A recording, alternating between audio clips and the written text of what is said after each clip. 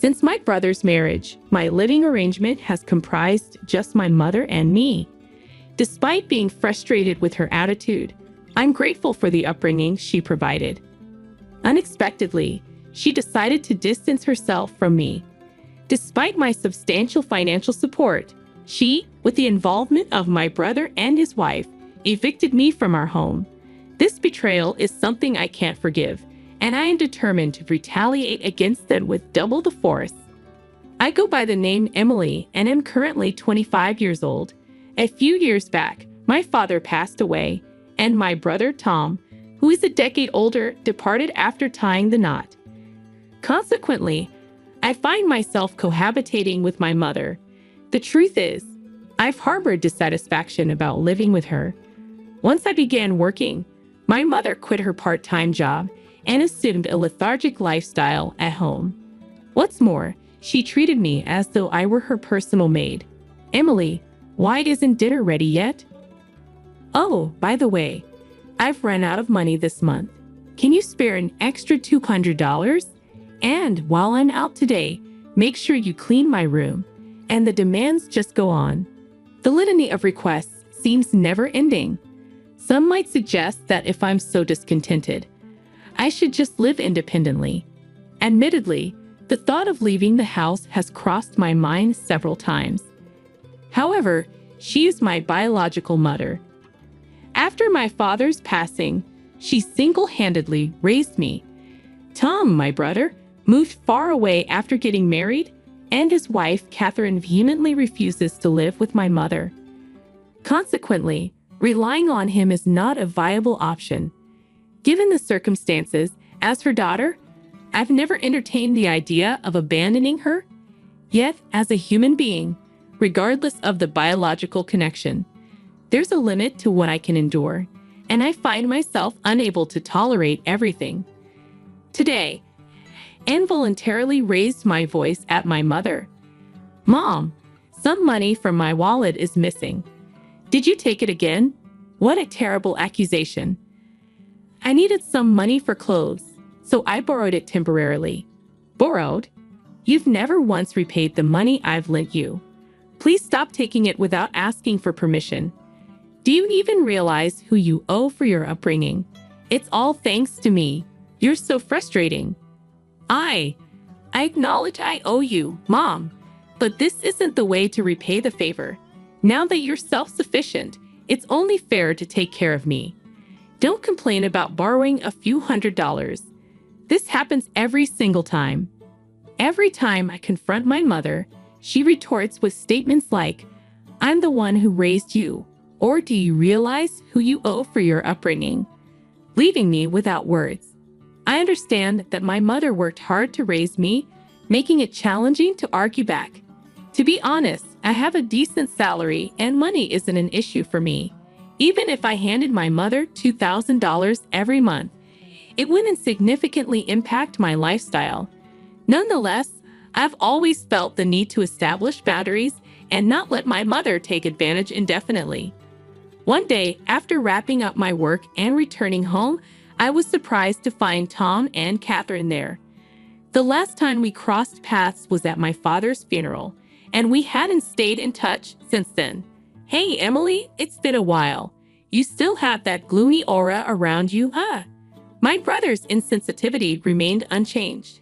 He had a knack for looking down on me and poking fun since our childhood. Why are you here, Tom? Do I need a reason to visit my parents' house? We demolished our family home after Dad passed away, and I'm the one renting this apartment. Don't be so uptight.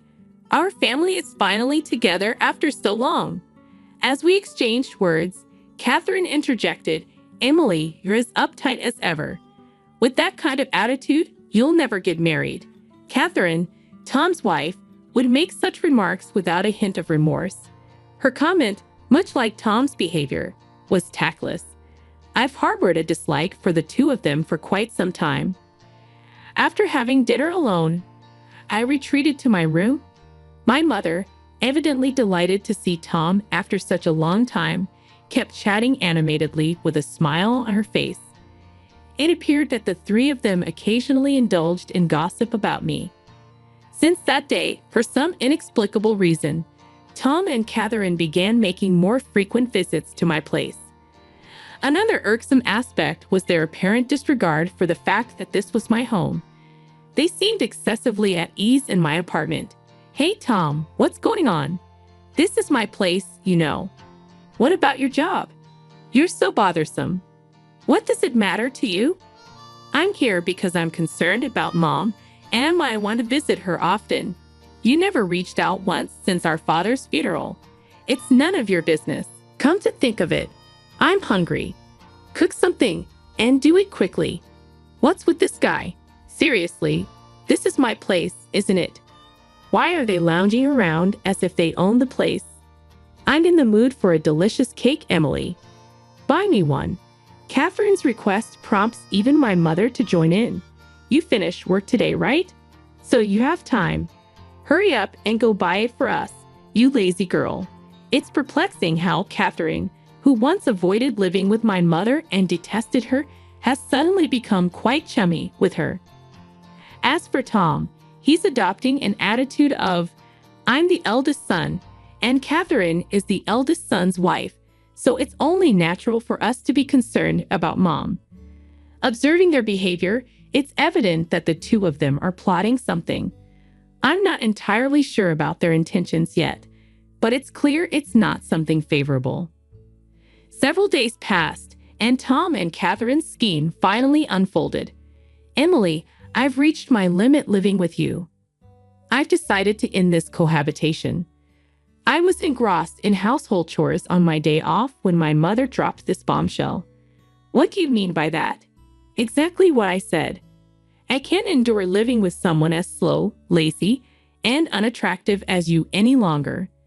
"What are you talking about? Don't you understand? I've made up my mind.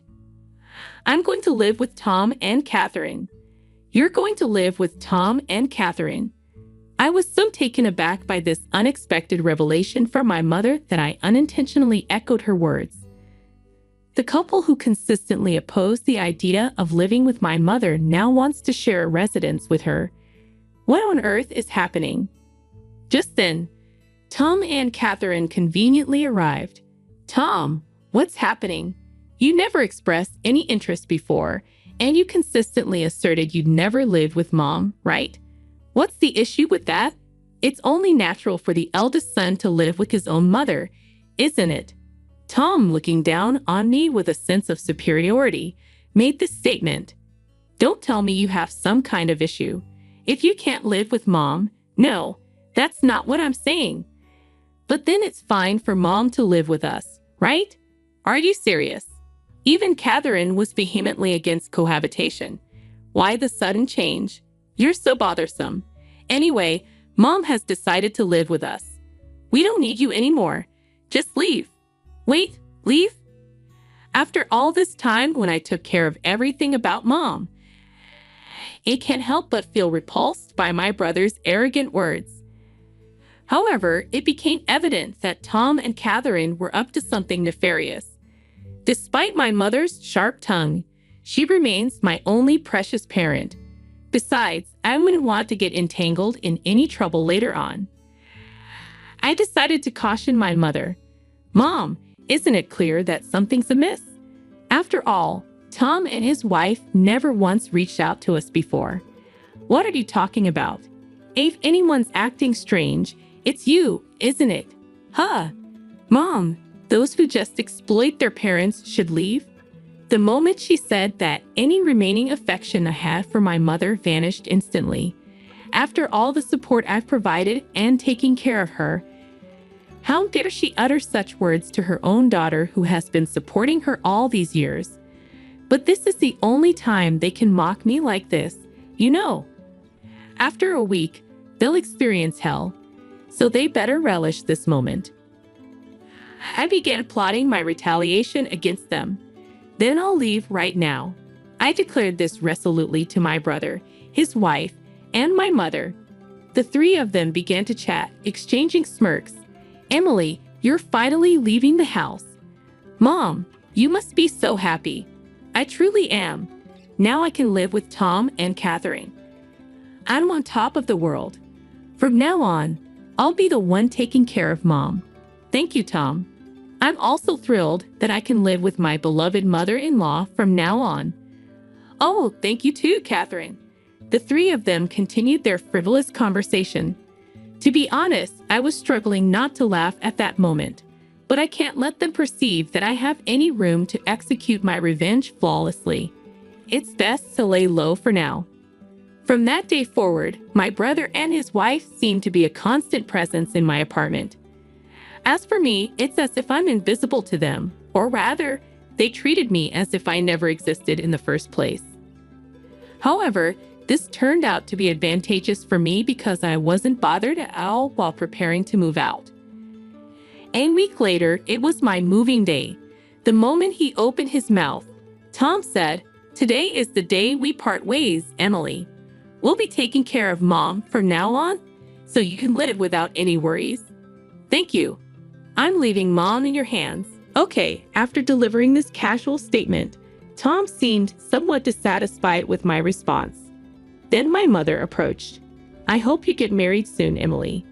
It'd be a shame to remain single for the rest of your life, wouldn't it? You know the whole society would call a person like you a loser." In response to my mother's words, Tom and his wife snickered. Facing her remarks, I replied calmly, "That's true. From now on, I've decided to live just for myself. I mean, I no longer have to take care of you now, right? Just stop talking and get out. I never asked you to look after me. I was going to leave quickly anyway." "Oh, it seems like they've arrived." I heard the doorbell ring, so I made my way to the entrance. It was the movers from the moving company I had scheduled for today. After having them transport all the belongings from my room, I gestured towards the living room and instructed the movers, "Oh, and please relocate all the appliances and furniture in these rooms too." Huh, the dumbfounded voices of the three harmonized perfectly. They were utterly perplexed by what was unfolding. That TV, the fridge, the microwave. Oh, and this cleaning robot too. Also, the sofa, dining table, and the bed. Please move everything. Then my mother started to argue. What? What are you thinking? Stop this immediately. What do you mean? Am I doing something strange? Don't play dumb. Taking all the appliances and furniture from this house. Have you lost your mind? In response, my brother, his face as red as a tomato, approached me aggressively. "Yo, listen to Mom. How do you expect us to live without any furniture or appliances? You have no right to take everything. Leave everything here and just go." My mother and brother were quarreling in front of me. Realizing I shouldn't waste any more time, I decided to clarify the situation for the two. "Hey, are you getting the wrong idea or something? Everything in this apartment, including the apartment itself and all its appliances and furniture, belongs to me. You know this is Mom's place, right? Don't mess with me. All the furniture and appliances were bought using the inheritance from Dad, weren't they?" As I had anticipated, he misunderstood and believed that my mother was financing everything in my apartment. He assumed she had received a significant inheritance from my father and had cleverly convinced them to live with her. "Tom, aren't you misunderstanding something? I bought everything in here. I've been giving Mom a monthly support of $2,000, you know. Thus losses. You just want to live with Mom, don't you? Someday I'll inherit Dad's inheritance. What are you talking about? Mom used up all of Dad's inheritance a long time ago." Tom nervously glanced at our mother, who was looking down with a pale face. "Mom, please explain. You told us you bought all the appliances in here." "Well, I was just trying to look good." What do you mean by that? We only moved in with you because we thought there was an inheritance from Dad. If there's no inheritance, what's the point of living together? Wait, what are you saying? Didn't you say you take care of me because you're the eldest son? I was just trying to be nice. I lied so that we can live together. Upon discovering there was no remaining inheritance, Tom was furious. and my mother was deeply shaken by the revelation that the kindness displayed by Tom and his wife was all a facade. What a dysfunctional family, huh? My mother should have been suspicious when Tom and his wife, who had been out of touch for a while, suddenly suggested living together. If Tom had kept in touch, he would have learned sooner that there was no inheritance left from Dad. As I cast cold glances at the two, Tom's wife seemed to have a solution and spoke up. "I've got it. It would be great if Emily could live with us again." To this, my mother and Tom both agreed.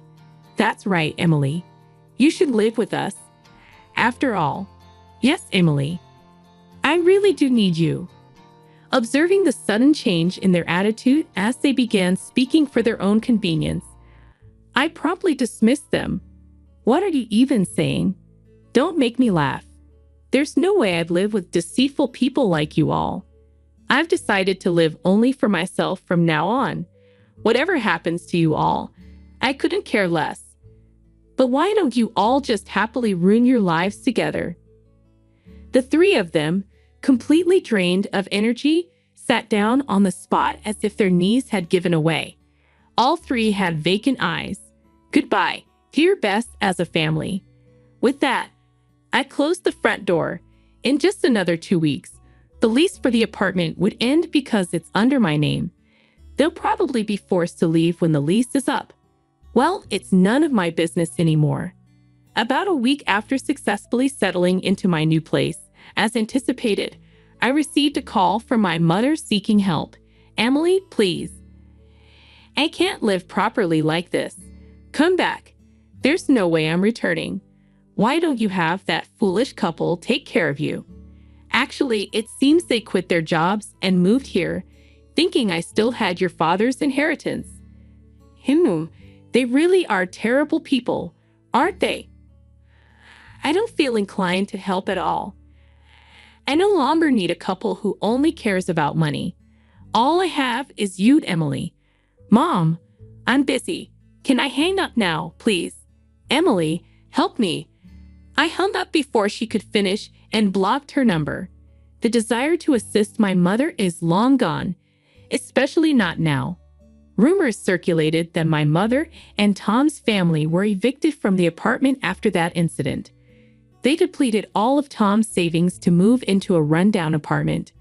Apparently, my mother doesn't work, and she argues with Catherine almost every day. Tom is the sole breadwinner, toiling from dawn till dusk just to make ends meet.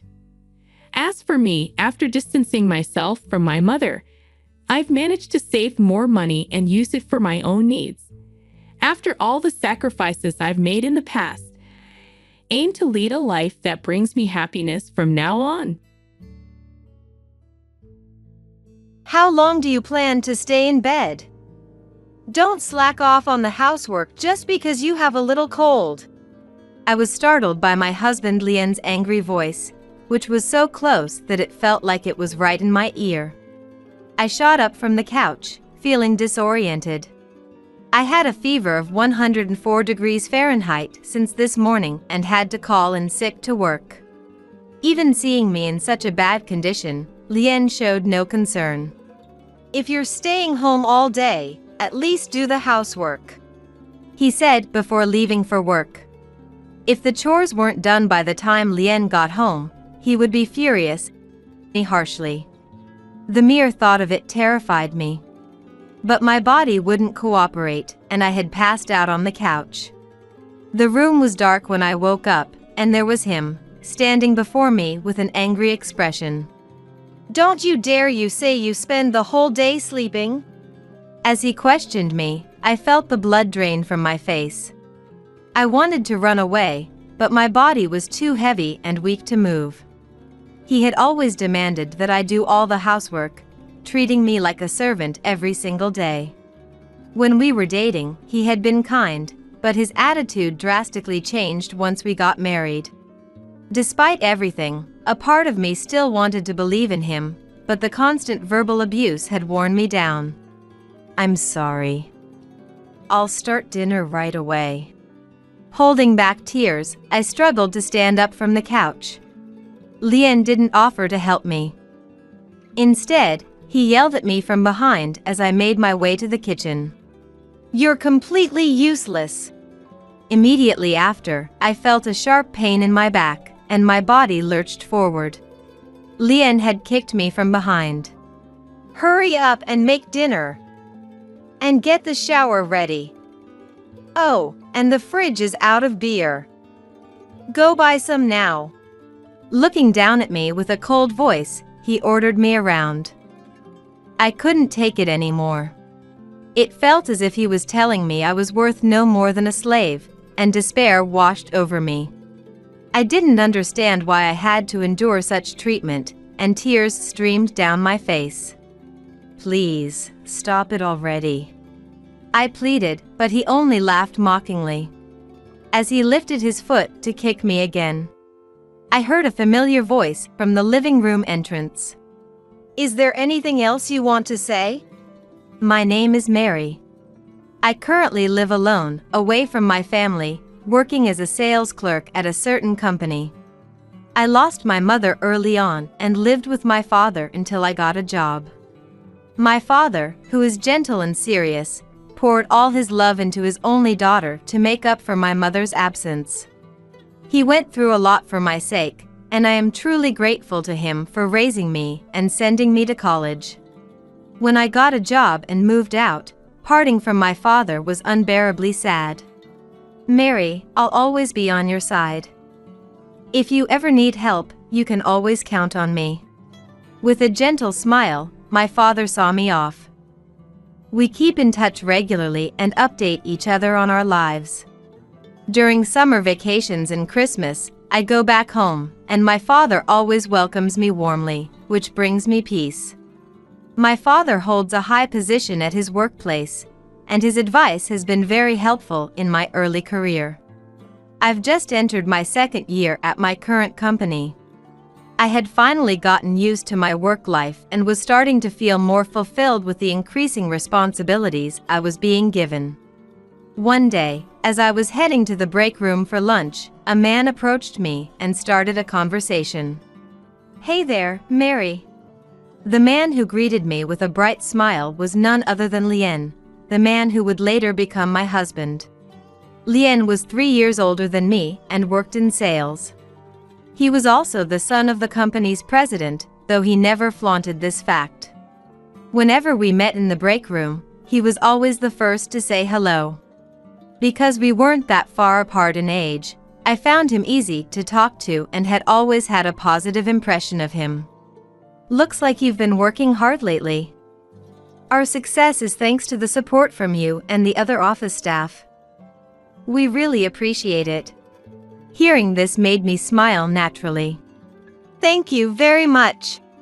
When I responded, "I've been wanting to talk to you about things other than work.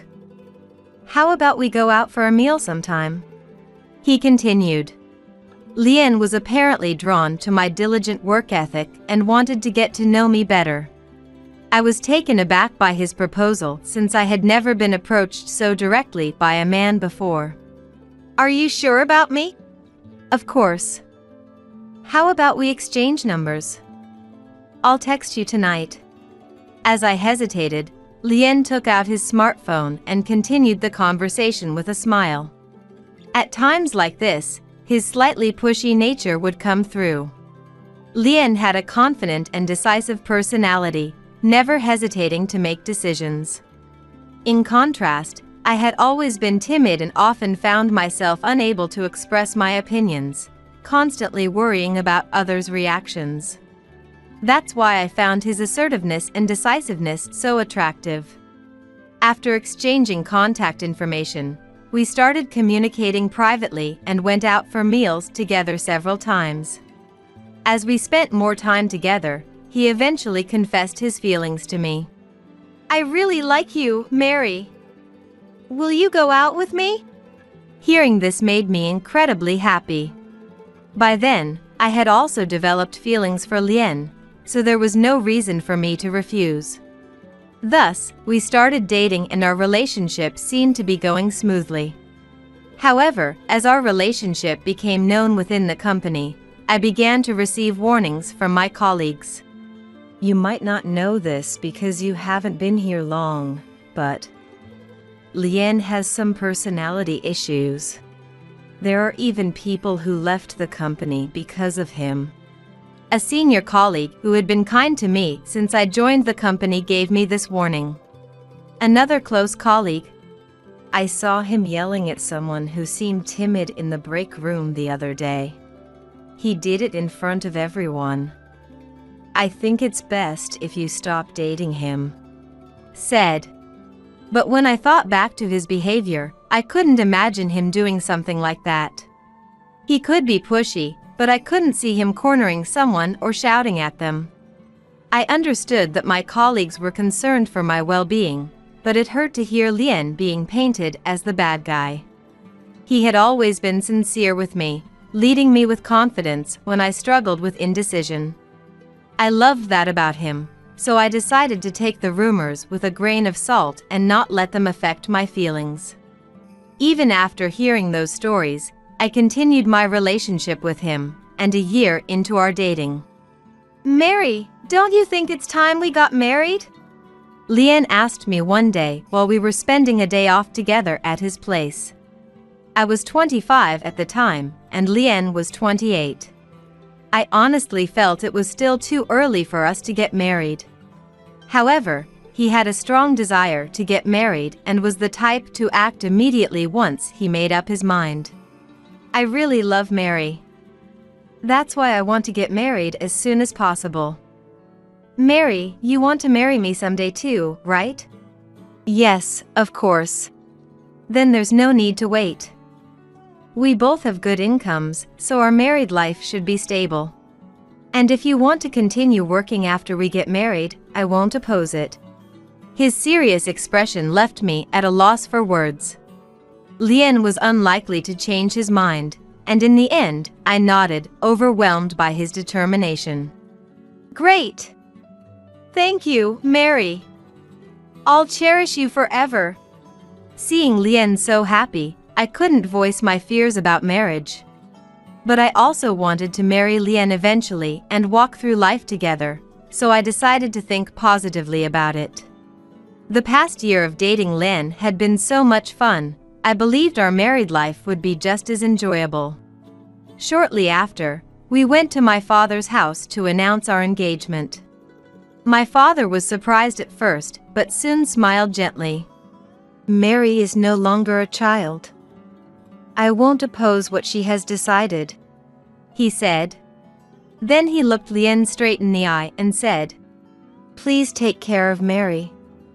She lost her mother early and didn't have siblings, so she's been lonely. Please be there for her in my place. My father had always put me first. His words were filled with love for me, and I found myself tearing up, even though we weren't married yet. Lian responded, Yes, I will, with a proud look.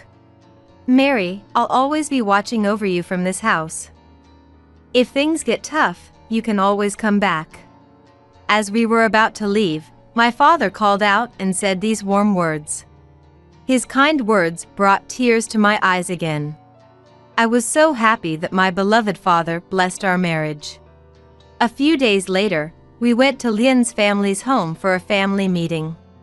Lian's father, Jim, who was also our company's president, was strict at work but easygoing in private.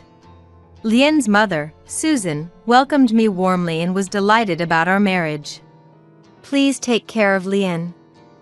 If he ever causes you trouble, feel free to rely on us, Jim said politely to me. I was taken aback since I had only seen him in his professional capacity. You're exaggerating, Dad.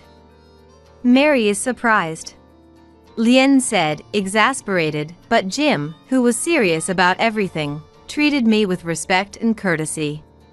Although Lian had told me his father was strict and intimidating, I found Jim to be very thoughtful and kind.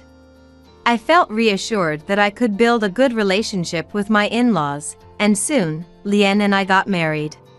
We moved into a spacious apartment and started our life together. I decided to continue working and try my best to balance my job and household chores. However, looking back, I realized I had underestimated marriage. Until then, we had hardly ever fought, and I believed we would continue to get along well after becoming a married couple. It only took about a week after our wedding for me to realize how wrong I was. As we started getting used to living together, I began to notice Lien's flaws that hadn't bothered me while we were dating. First of all, he doesn't help with any of the housework. I also work full-time, so I suggested we split the chores, but he wouldn't listen.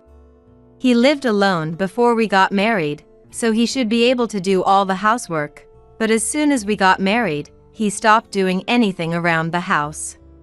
Housework is a wife's job, isn't it? Unlike you, Mary, I have to go out for work, not just sit in an office all day. I come home exhausted every day, so there's no way I can help with the chores. He uses this excuse to leave everything to me. Sure, Lien is busy visiting clients and negotiating with customers every day. He often has overtime, so I do feel bad asking him to help with the housework. But that's not the only problem.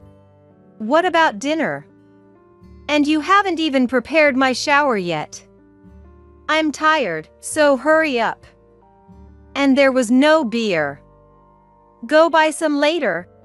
When Lien comes home from work, he lounges on the sofa and orders me around like this. The constant demands are making my head spin. Wait a minute. I just got home myself. I'll make dinner right away, but can you get the beer yourself? What? Why should I go out again?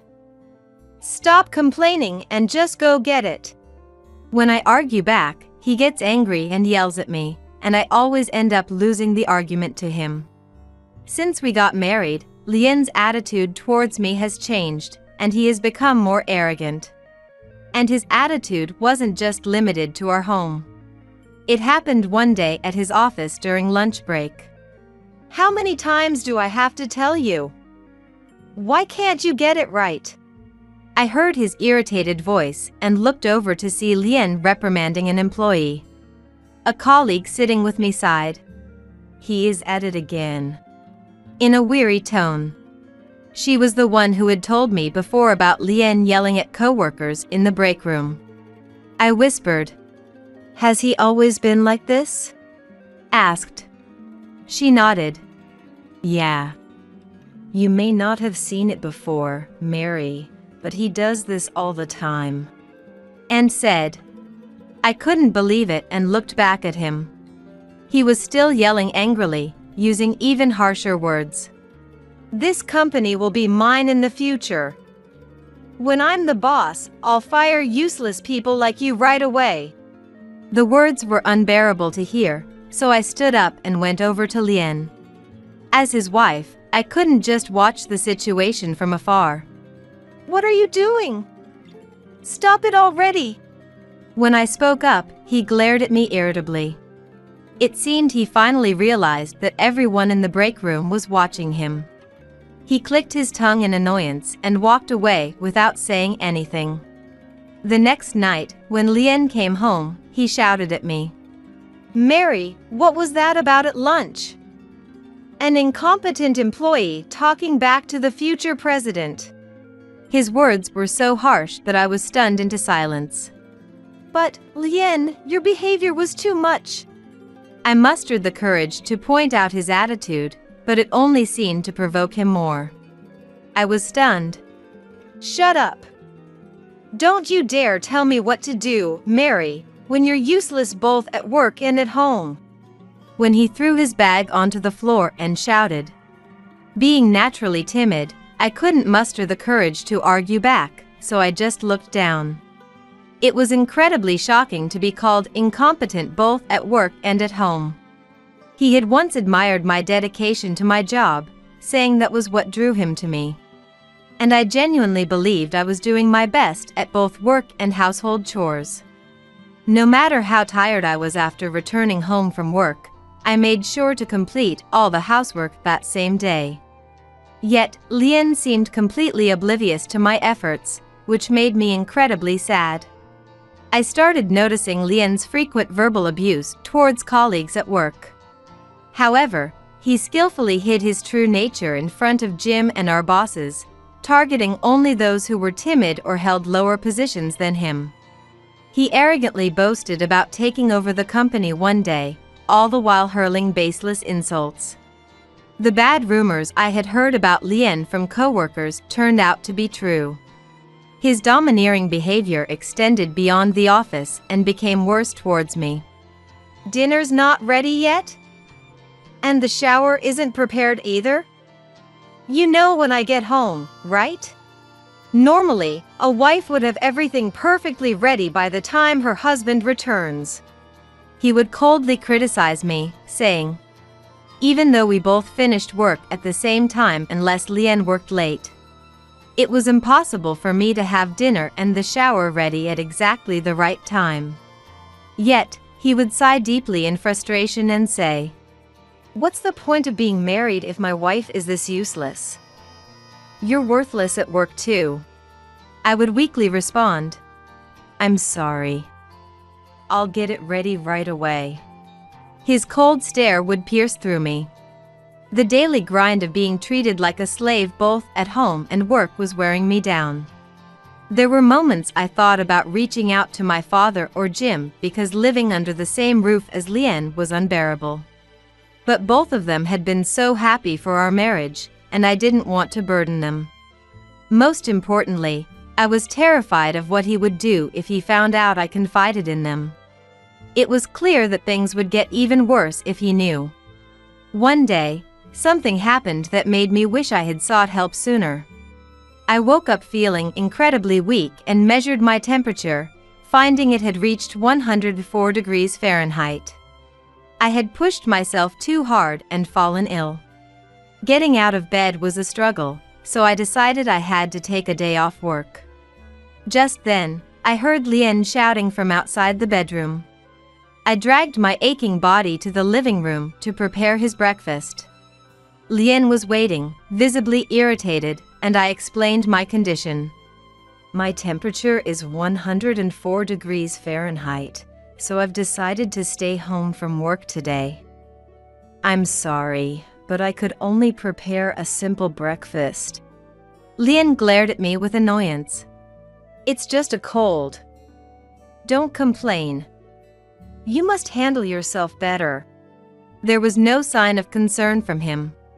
After eating the breakfast I had managed to prepare while feeling faint, Lien coldly said, "Just because you're staying home from work doesn't mean you get to sleep all day.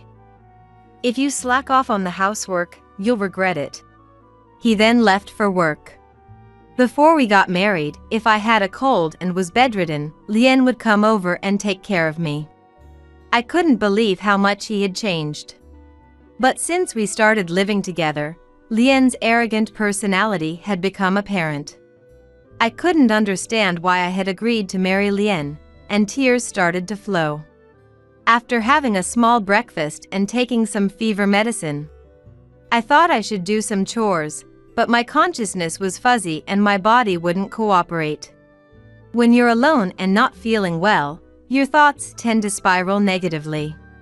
I thought about calling my dad for help, but he was probably just starting work at the office.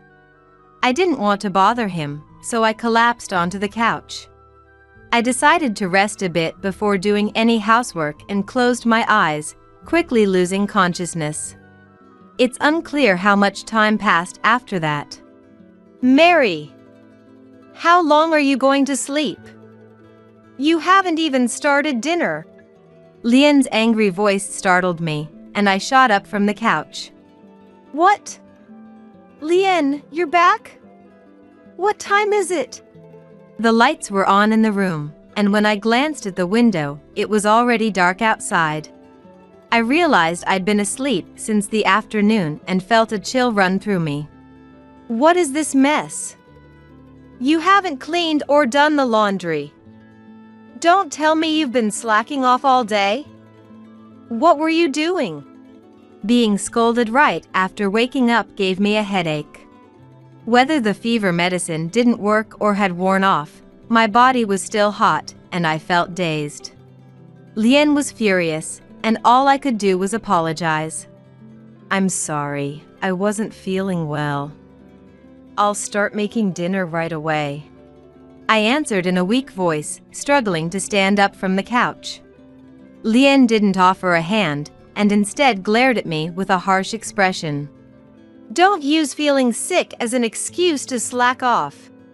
You even took off work, so the least you could do is have the house chores done by the time I get home. You're completely useless. His heartless words pushed me to my limit.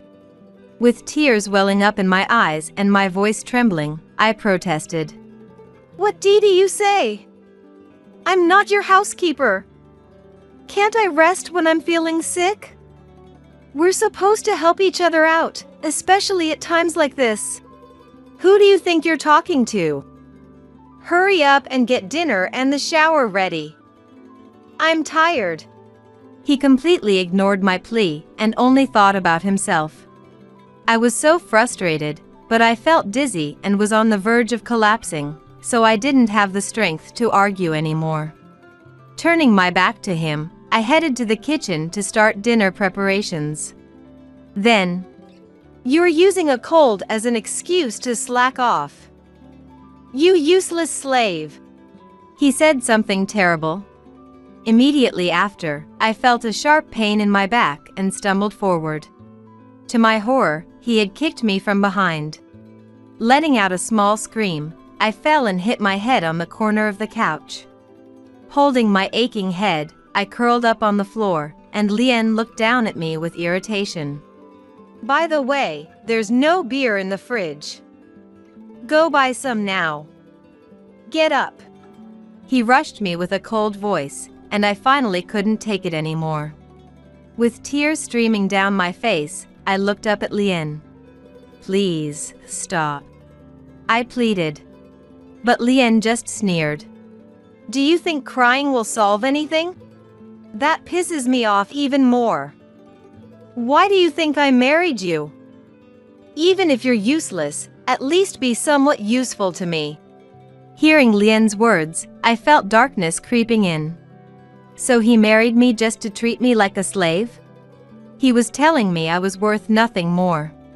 Wasn't he so kind before we got married? Was that all a lie too? I asked, recalling the gentle Lien from before our marriage. Then Lien sneered at my question, as if mocking me. "Oh, that.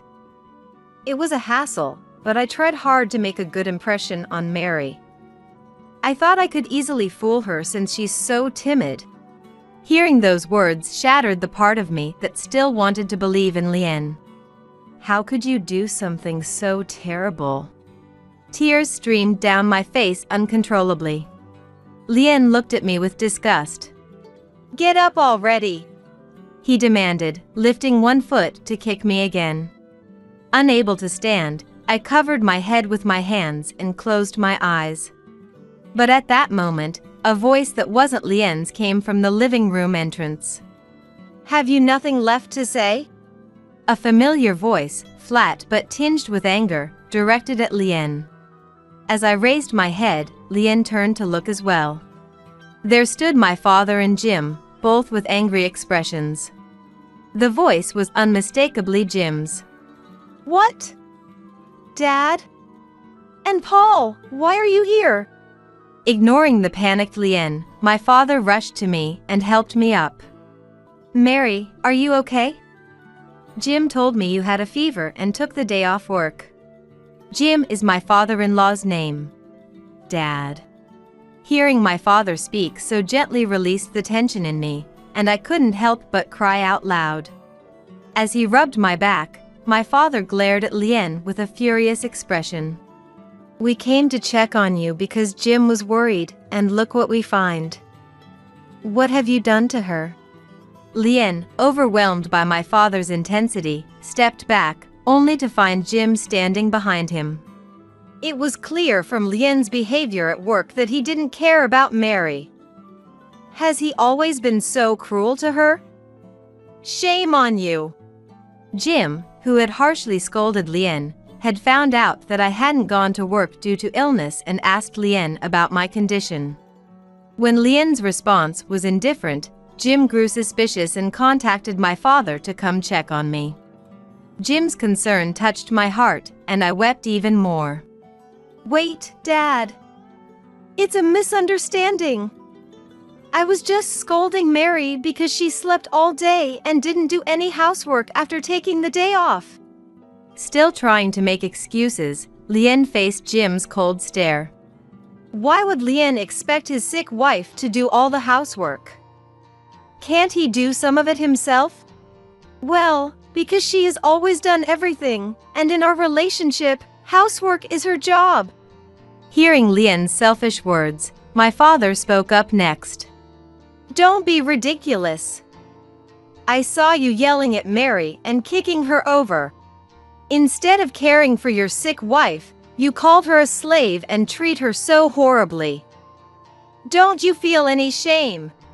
Lien, pale and desperate, looked to Jim for help. But Jim wouldn't let him off. We'll finish this talk at home. Today, you're going back to your parents' place. Saying. Lien, with no way to argue against Jim, started trembling. No way! And then he collapsed, foaming at the mouth. Afterward, Jim apologized deeply, and my father took me to the hospital. The doctor explained that the sudden fever was likely due to overwork and stress. With this diagnosis, I was given a medical certificate and decided to take some time off work to recover. My father insisted that I couldn't return home and had me stay at his house to rest. However, the next day, he started contacting me frequently.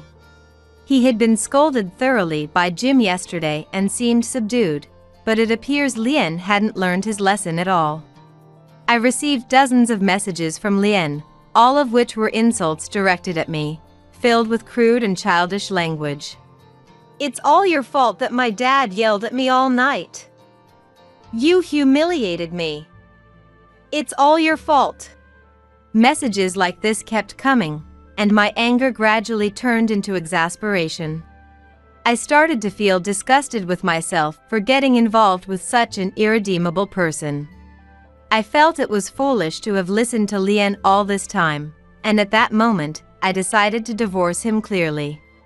I communicated my intent to divorce via message and planned to discuss it once I recovered my health.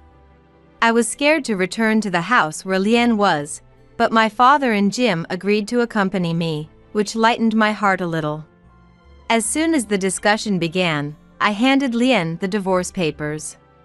However, Lien, sitting across the table from me, I will never agree to a divorce, said sulkily. Jim then, stop being so childish, scolded Lien. Next, my father, sitting next to me, slammed the table and glared at Lien with a stern expression. Think about how you treated Mary. How could you not have apologized even once up until now? Shouldn't you apologize to her before complaining? Both Jim and my father, their faces red with anger, started blaming Lien. Unable to counter their intensity, Lien turned pale. After hesitating for a while, he finally apologized to me begrudgingly. I'm sorry, but I absolutely don't want a divorce. Well, then look at this. Fed up with Lien's refusal to divorce, I pulled out a piece of paper from my bag. When I placed it next to the divorce papers on the table, Lien's eyes widened in surprise. It was a medical certificate from the hospital. Read what it says here.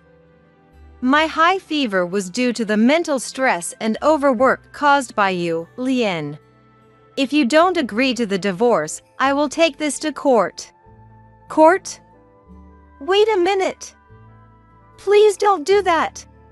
Lien began to panic, but I was prepared to go to court if he didn't agree to the divorce. Besides the medical certificate, Jim had cleverly recorded a video when Lien kicked me, providing evidence that would be overwhelmingly against Lien in court. Lien looked to Jim for help, of course Jim was not going to side with him. With a stern expression, he silently urged Lien to sign. All right. Finally giving up, Lien reluctantly signed the divorce papers. Thus, the divorce was finalized, and I was awarded compensation greater than the usual amount. I returned to my father's house and began living with him again.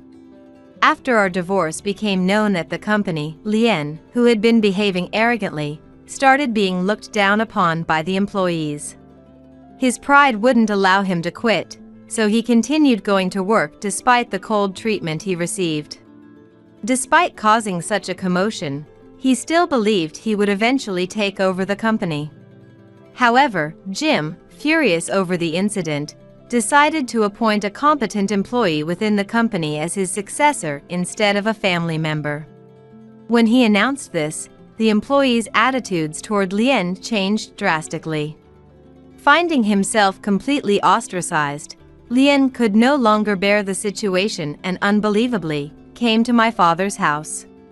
It was an event that happened just when my symptoms had finally subsided and I had regained a peaceful life. It's all your fault. My parents have abandoned me too. What are you going to do about it? You've ruined my life. He shouted at the entrance, glaring at me with resentful eyes. I realized he had no remorse for his past actions, and I was really angry. Don't be ridiculous. I'm the one whose life has been ruined. If you keep causing trouble, I'll call the police. What? Lien seemed taken aback that I would talk back, but quickly turned red and started yelling again. Don't mess with me. Don't you dare treat me like a fool. Then he grabbed me and yanked my hair violently. The memory of being kicked before flashed back, and I let out a small scream, unable to move. Stop it! Let go of Mary! My father immediately stepped in and pulled Lien away from me. You haven't learned anything. From now on, stay away from her. While my father was scolding Lien, I managed to call the police, my hands trembling. The police arrived quickly and restrained him. Damn it! He shouted, glaring at my father and me angrily until the very end. That was the last time I saw Lien. After that, Lien was fired from his company. When Jim found out that Lien had come to my house, he came to apologize in person. I'm really sorry. Jim apologized deeply, and my father and I tried to soothe him. It's not your fault. It's okay now.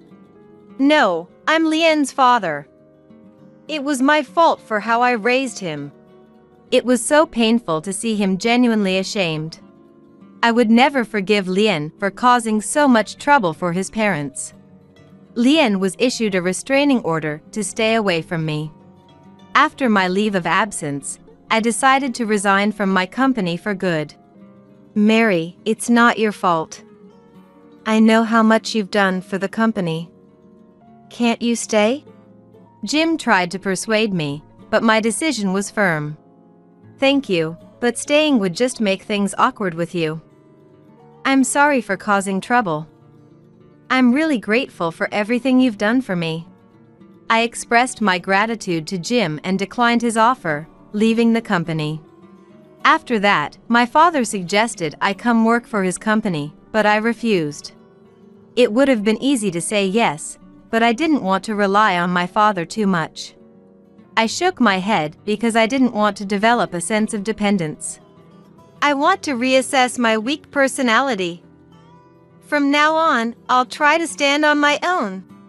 When I declared that, my father looked a bit sad but nodded in agreement. All right. If that's what you've decided, I'll support you. It's your life, so live it as you like.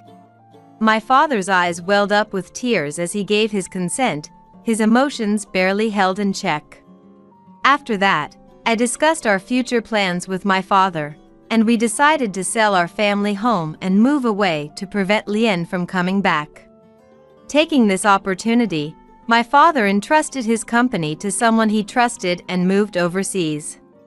It seems he had always been interested in living abroad. Later, I had the chance to hear from Jim about what happened to Lien after that.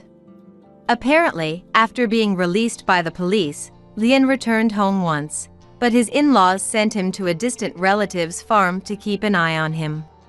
They sent him to the farm because he kept complaining when he came home. They wanted to straighten out his rotten attitude. He told me, sounding quite enthusiastic about it. As for me, I managed to find a new job and moved to a new town. It will take some time to get used to my new life and sort out my feelings, so for now, I'm focusing solely on my work. I'm not thinking about finding a new boyfriend or getting remarried at the moment. However, I do hope to meet someone wonderful someday, but I'm planning to take things at my own pace. My father and I keep in touch through phone calls, updating each other on our lives. He seems to be enjoying his life abroad, which is a relief. I've heard that he plans to return for Christmas this year, so I'm looking forward to seeing him then. From now on, I'm determined to live my life to the fullest, cherishing every moment. I actually have a request for Rachel.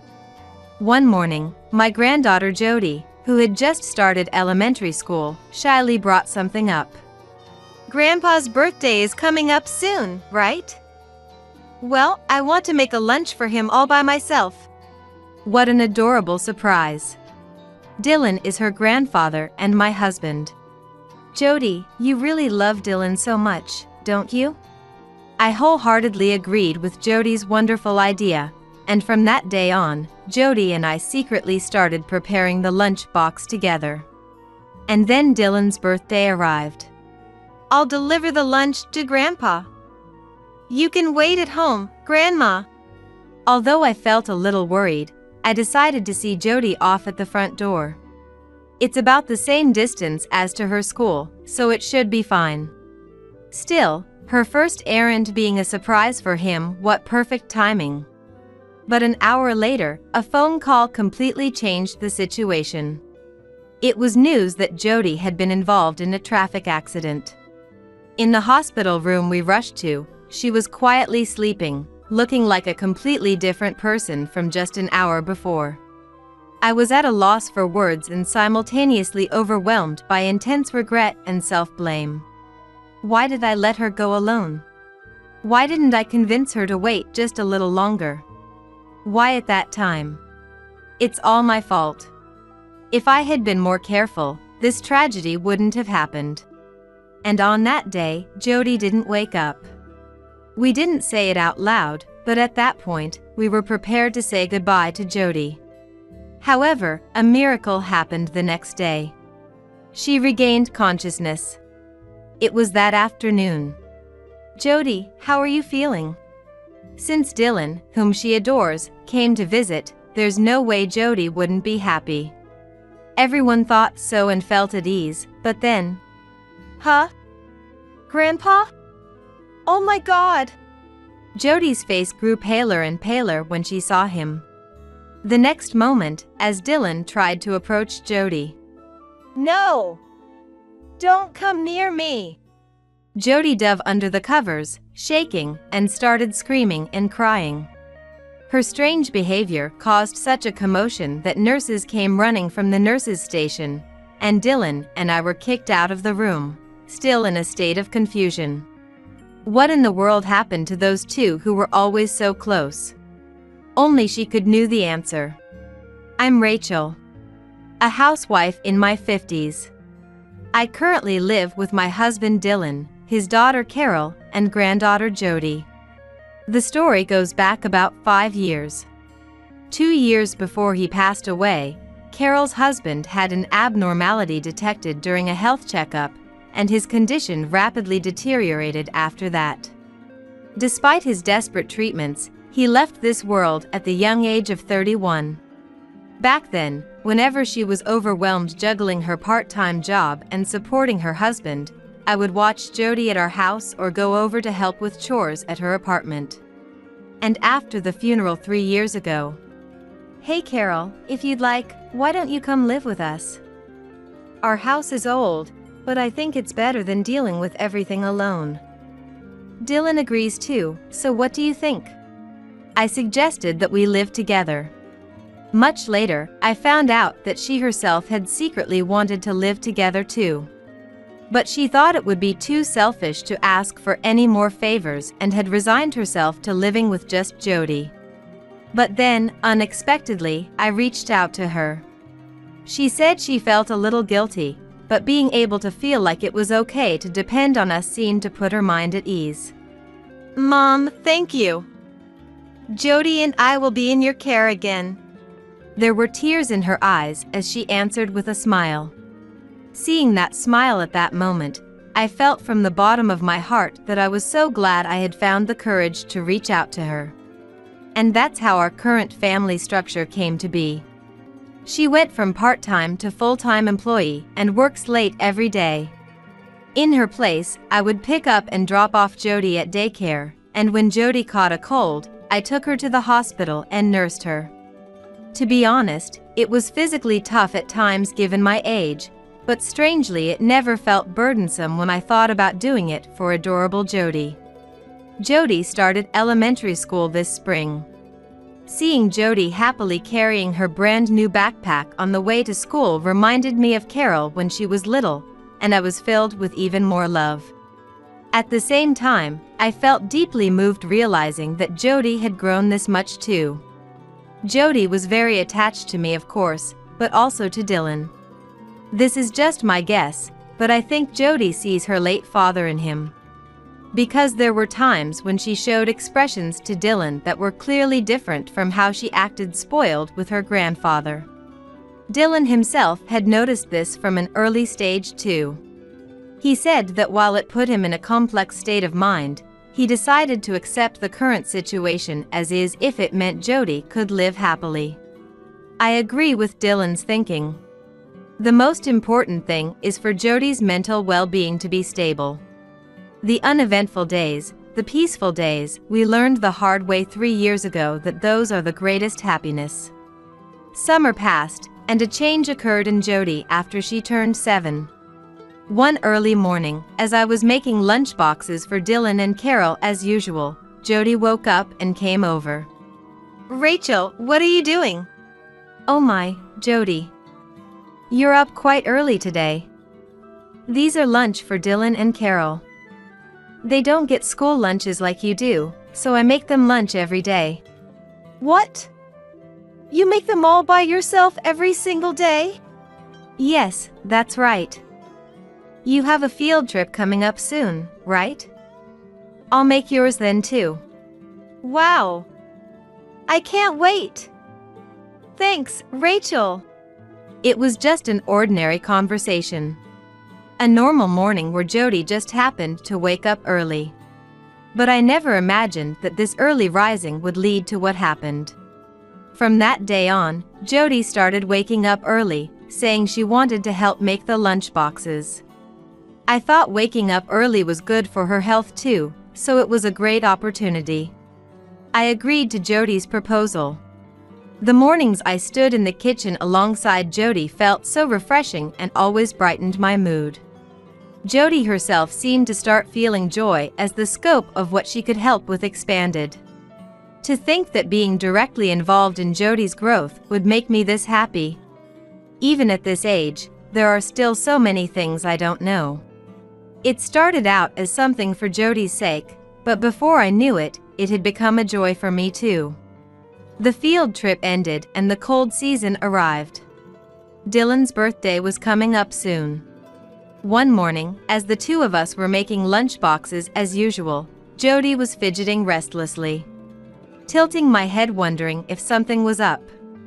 Actually, I have a favor to ask you, Rachel. Jody broached the topic shyly. A favor? Oh my, what is it? Well, Grandpa's birthday is coming up soon, right? And I want to make a lunch box for him all by myself. Jody declared that she wanted to make a lunch box all by herself as a present for Dylan's birthday. What an adorable surprise. Jody really loves him so much. I wholeheartedly agreed to Jody's wonderful proposal, and we secretly planned the lunch box menu and practiced making the egg dishes that he loves, making sure he wouldn't notice. When Dylan later found out the reason why there were so many egg dishes for dinner during this time. I see. So those egg dishes back then were for my sake, he said with an embarrassed laugh. That smile on his face at that moment was a precious expression that even I, who had been with him for decades, rarely got to see. I thought this happiness would last forever. The morning of Dylan's actual birthday, Jody got to work making the lunchbox. Inside the lunchbox were cherry tomatoes and 2 sandwiches. And the boiled eggs she had secretly practiced making. Let's see, boil the water, is this enough? You should put in a little more. Got it. Then put in the eggs. Since it was the real deal, Jody was cooking with even more care than usual. I supported her while getting ready so we would make it in time for her to leave. It must have been the result of helping out for months. Jody's lunch box making was going very smoothly. However, an unexpected event occurred here. A phone call came in for Hi, who was having breakfast in the living room. Yes, hello. What? A ordering mistake? When did you find out? Oh, I see. Got it, I'll be right there, so have everything ready. From his tone, I could immediately tell the person on the other end of the phone was his subordinate at work. And apparently some trouble had come up. Dylan poured his half-finished coffee into the sink and apologetically told Jody, "It seems there's trouble at the company. I'm sorry, but I have to go right now." What? But the lunch isn't ready yet. Can't you wait just a little longer? Sorry. If I don't go now, everyone will be in a bind. I'll eat this lunch for dinner. But it's almost done. Jody's expression immediately darkened, feeling like the surprise had failed. She practiced so hard, and for it to fail like this. That's it. Not wanting Jody's feelings and hard work to go to waste, I hastily proposed to the 2 of them that we deliver the lunchbox once it was finished. It's Saturday and there's no school today. At my suggestion, Jody's face brightened again. And she jumped up and down happily. That's right. We can just deliver it when the lunch is ready. I'll take it. Okay? She pleaded, grabbing Dylan's right arm. That adorable gesture made even Dylan soften his expression for a moment, and he crouched down in front of Jody, gently patting her head. That's true. Well then, can you bring it to me when it's done? I'll let the receptionist know too, he replied. Jody became even more delighted. Yeah. I'll definitely go. Promise? She answered with a radiant smile. Yeah, it's a promise. And just as he declared, Dylan hurried off to the company. I wasn't sure how it would turn out for a moment, but it looks like we can safely deliver it. Now, let's put our all into the sandwiches and presentation too. Yeah. Although flustered by the unexpected event, it seemed the surprise lunchbox could be delivered as originally planned. Not just Jody, but I myself, who had been supporting her all along, breathed a sigh of relief. However, that carelessness was a mistake. After this, I would make the biggest blunder of my life. As soon as the lunch was finished making, I want to go, Jody immediately said to me. However, we so engrossed in making the lunch that we hadn't even eaten breakfast yet. Plus, there was a high possibility that the trouble at the company hadn't been resolved yet if we went right away. Worst case scenario, there was even a chance we wouldn't be able to see him. So, if we go right away, he might still be in the middle of work. So why don't the 2 of us have breakfast first? I suggested. But Jody wouldn't give in. I want to give it to him right away, saying, I tried to persuade Jody for a while, but she just wouldn't budge today of all days. She probably couldn't suppress her desire to give Dylan the lunch she made for him even a second sooner. It was the first time Jody had ever pleaded with me so desperately. This time, I had no choice but to give in. Still, her stubbornness sure is just like Dylan. Finding an unexpected commonality between Dylan and Jody, I chuckled to myself. Then I put the freshly made lunch and cutlery in the usual lunch bag. "Well then, shall we go deliver it now?" and said. She nodded happily and hugged the lunchbox tightly. "Ah. But I need to get ready to go out, so can you wait just a little bit?" I couldn't very well go to Dylan's company without doing my makeup and hair. So I asked Jody for time to do that. But Jody said, "I can go by myself, it's fine. You can make breakfast and wait, Rachel." Then she put on her shoes and unlocked the front door. "Ah. Wait a minute, Jody." I hurried to stop her, but Jody was already outside. I raised my voice a little. "It's dangerous to go alone. I'll be done soon, so let's go together," and told Jody. Still, she wouldn't stop walking and said, "I've been there before, so it's okay. I'll take the lunch to Dylan. You can wait at home, Rachel," as she got farther and farther from the house. At that moment, I thought that it might be impossible to stop Jody today. Though I was worried, I brushed it off thinking it's a distance that takes less than 15 minutes, and she walks the same distance to school every morning. I called out to Jody, "Be careful of cars." "Got it?" and saw her off just like that. Jody smiled at me, waved energetically and replied, "Got it. I'm off then," and headed happily towards him. I watched over her until she was out of sight. Truth be told, we had visited the company together a few times to drop off things he had forgotten. Once you get to the main street, you just cross at the light and go straight. It's pretty straightforward. On top of that, Jody had been begging me to let her run errands alone for a while now. Her first errand being a surprise lunch for Dylan. How wonderful is that? It was the perfect timing for Jody to accomplish what she wanted to do and give him a present all at once. At that moment, my heart was filled more with joy and a sense of accomplishment than worry. But an hour later, a phone call would drastically change the situation. "Hello? What? The hospital? No way. Is that true? Is there a chance it's the wrong person? Yes, I understand. I'll be right there." It was news that Jody had been involved in a traffic accident. I rushed to the hospital I was told about and inquired at the reception desk. Then I was immediately guided to the intensive care unit.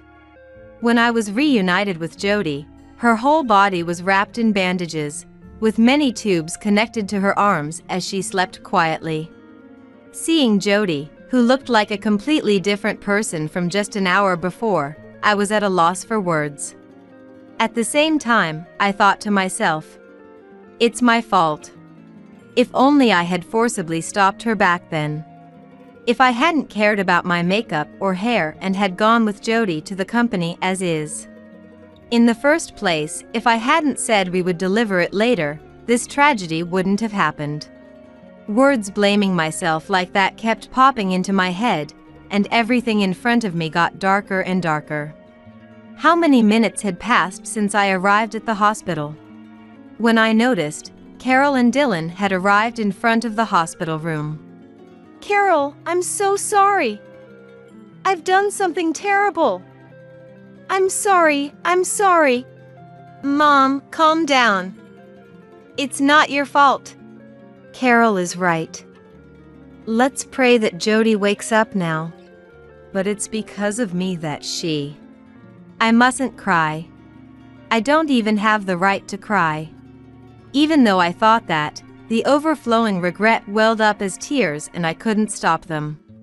And on this day, she did not wake up.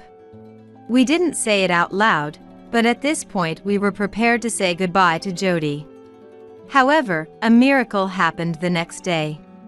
Jody? I'm so glad you woke up. He had regained consciousness at dawn and was able to eat a little bit. Perhaps due to the impact of the terrible accident that happened to her, Jody's expression remained stiff, but fortunately, the possibility of any disabilities or after effects remaining was low. The accident he was involved in was caused by the driver running a red light. The car at fault collided with the victim who was in the middle of turning right, and the victim's car was blown onto the sidewalk. And waiting at the traffic light ahead was Jody. Perhaps it should be considered a small blessing in disguise, but thanks to the traffic light pole standing between Jody and the car, she was able to avoid a direct collision. Still, she hit her head hard when she fell over with the pole, so it was decided that she would have various examinations done afterwards. On this day, Carol and I made every effort to take care of Jody and provide emotional support from morning so that she wouldn't become anxious. In the morning, Jody's expression was stiff, but by the time the morning examinations were over, she started showing us smiles. Past noon, as visiting hours were coming to an end. Jody, how are you feeling? Dylan, who had worked hard to finish his job, had somehow made it in time for visiting hours. At this moment, Carol and I were thinking the same thing. We would get to see Jody's biggest smile of the day. Since Dylan, whom she especially loves among the family, came to visit, there's no way Jody wouldn't be happy. Everyone thought so and felt at ease, but then... Dylan! Huh? What should I do? Jody's face grew paler and paler. Jody? What's wrong? Your face is ghostly pale. We were simply bewildered by her unexpected reaction. But the one most perplexed was undoubtedly Dylan. Jody, what's the matter? Are you okay? Look, I bought your favorite snacks. The next moment, as Dylan said that and tried to approach Jody. No! Don't come near me! Jody dove under the covers, shaking, and started screaming and crying. Her strange behavior caused such a commotion that nurses came running from the nurses' station, and Dylan and I were kicked out of the room in a state of confusion. From beyond the closed door, we could faintly hear Jody's crying voice and Carol speaking to her gently. Did I do something to Jody? I have no idea what's going on either. For now, let's leave this to Carol and go home for now. Yeah, you're right. Supporting Dylan, who had completely lost his energy, we quietly left the hospital room that day. When night came, I asked Carol, who had stayed in the room, about her condition. After Dad left, she calmed down and there were no issues with her meal or exams. But she wouldn't tell me the reason she cried. She was still bewildered.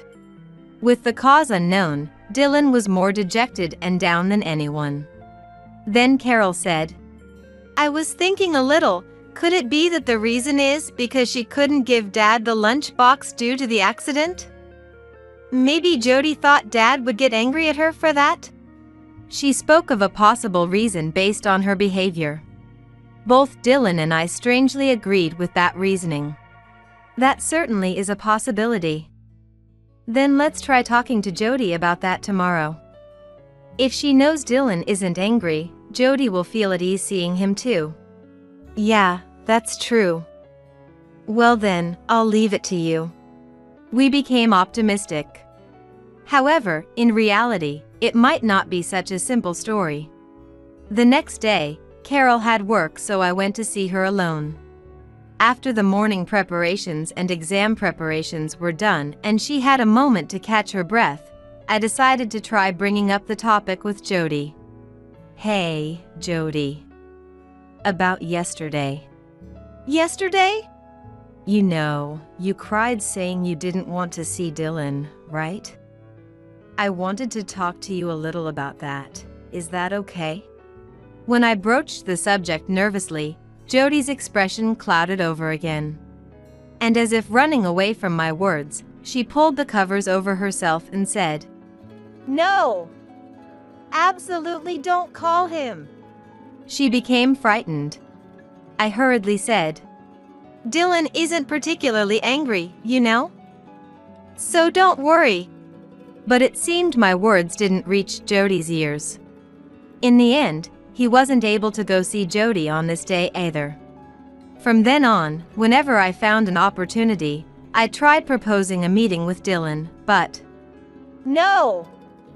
Please don't bring him!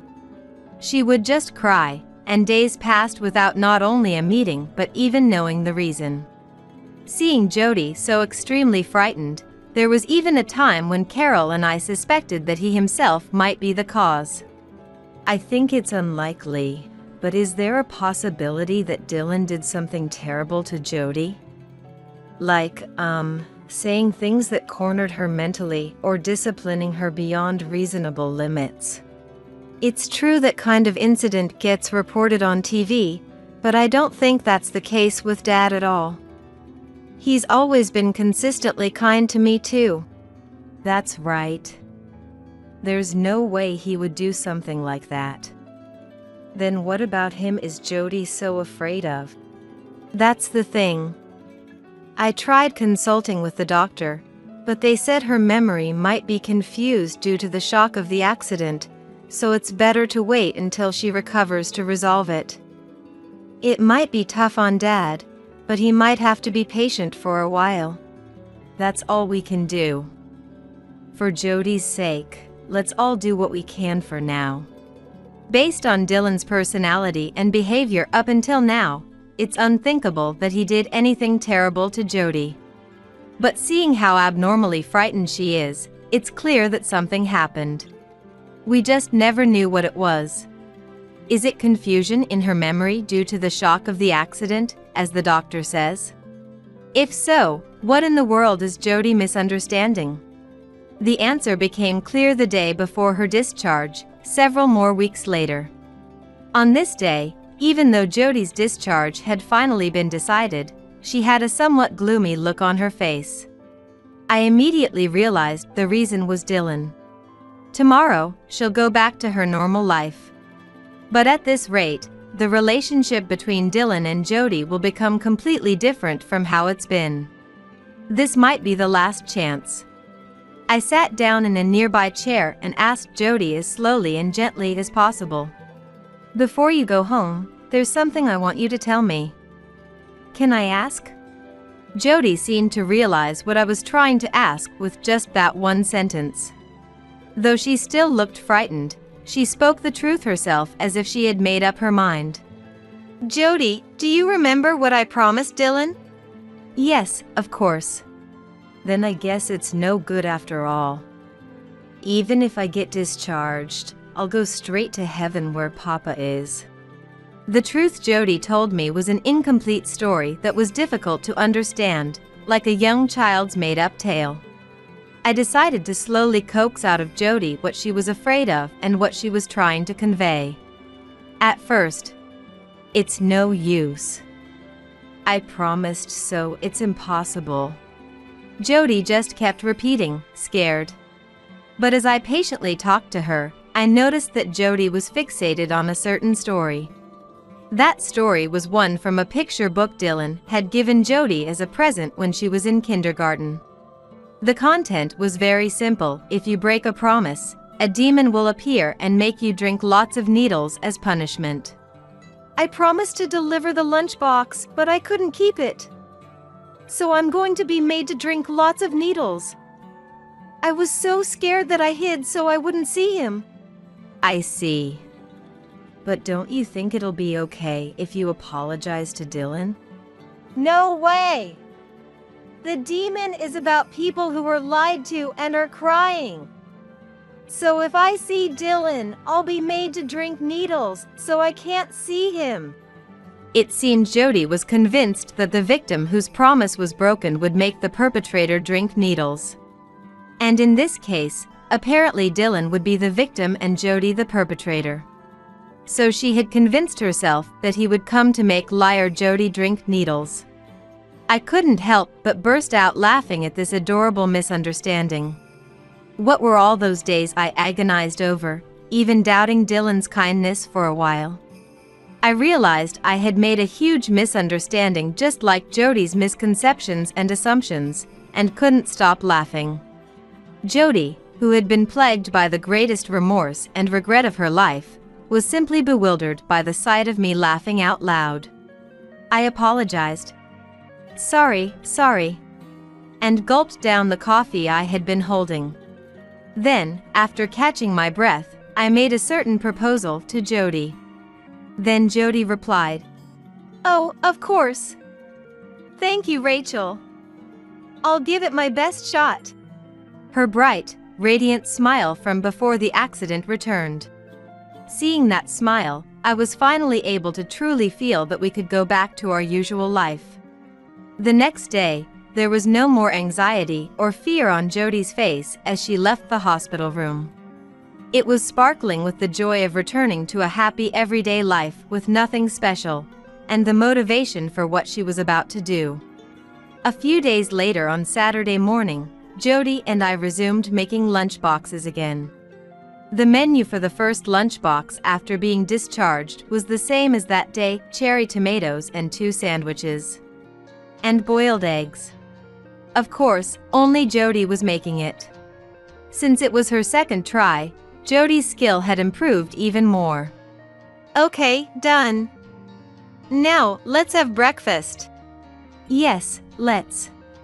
As the two of us ate a proper breakfast, I recalled the conversation in the hospital room. Jody staring at me laughing loudly. I had proposed. Then let's make lunch and deliver it one more time. That way, it won't count as breaking the promise, right? To Jody. Thanks to that proposal back then, Jody completely regained her usual smile.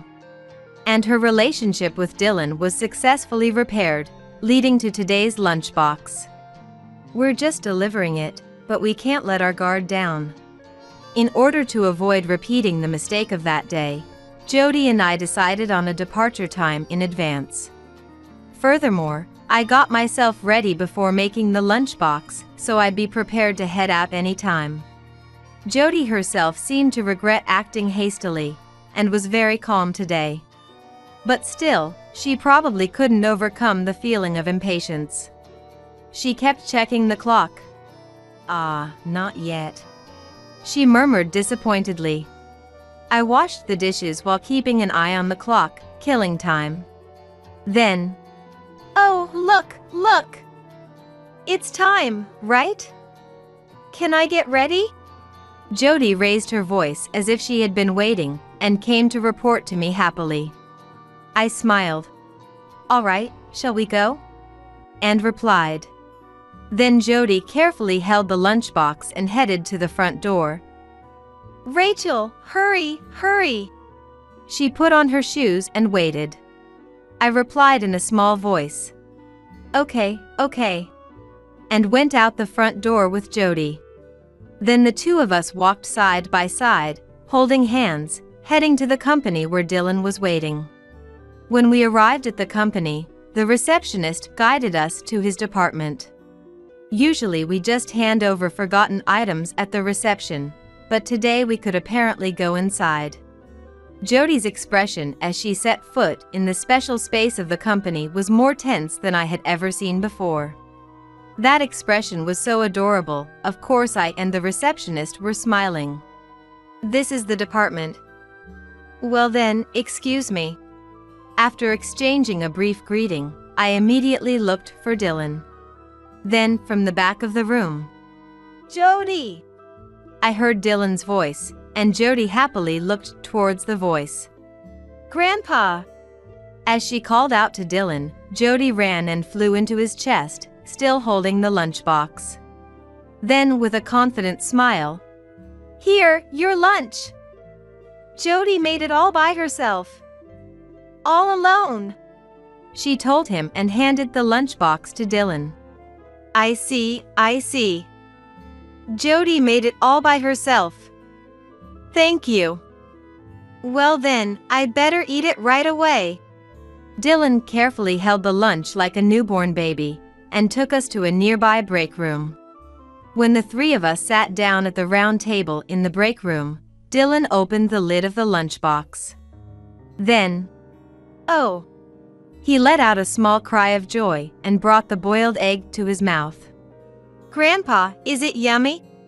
Jody asked Dylan, looking a little worried. Then he said, Yeah, it's delicious. The most delicious one I've ever eaten. And looked up at the ceiling. There were faint tears in his eyes. What's wrong? Are you okay? Yeah, of course. I was just surprised because Jody's lunchbox is so delicious. Then Jody will make your lunches from now on too. Thank you. I'm looking forward to it. As I watched Jody and Dylan's exchange, I alone pondered the words from now on. Peaceful everyday life and unfortunate events, like Carol's husband's illness and this accident, are always side by side. That's why, in order to continue having calm and peaceful days, we mustn't neglect doing our utmost for safety and consideration. And cherish living in this moment, now. That's what I thought. Being broke and useless is grounds for divorce. So said Matthew as he left the divorce papers on the table and walked out. I was left staring at those papers, dumbfounded, on my hospital bed. I had my suspicions for a while. But, to think he was actually cheating. And he's leaving me because I'm useless and can't earn money while hospitalized and because Alyson's pregnant? Mom? Startled, I looked up to find my precious son Harlan and my dad standing there. My dad looked at what I was holding and frowned. What are you going to do? There's only one thing to do. With some persuasion, I managed an early discharge and headed to the bank where Matthew works. My dad, who drove me there, cheered me on. You can do it. Then he dropped me off in front of the bank and drove away. As I entered the bank, Matthew, noticing me, frowned. Coincidentally, there were no other customers in front of Matthew. I approached him directly. I'm closing all the company accounts. What? Let's show him whose daughter he's angered. While Matthew turned pale, I couldn't help but smirk.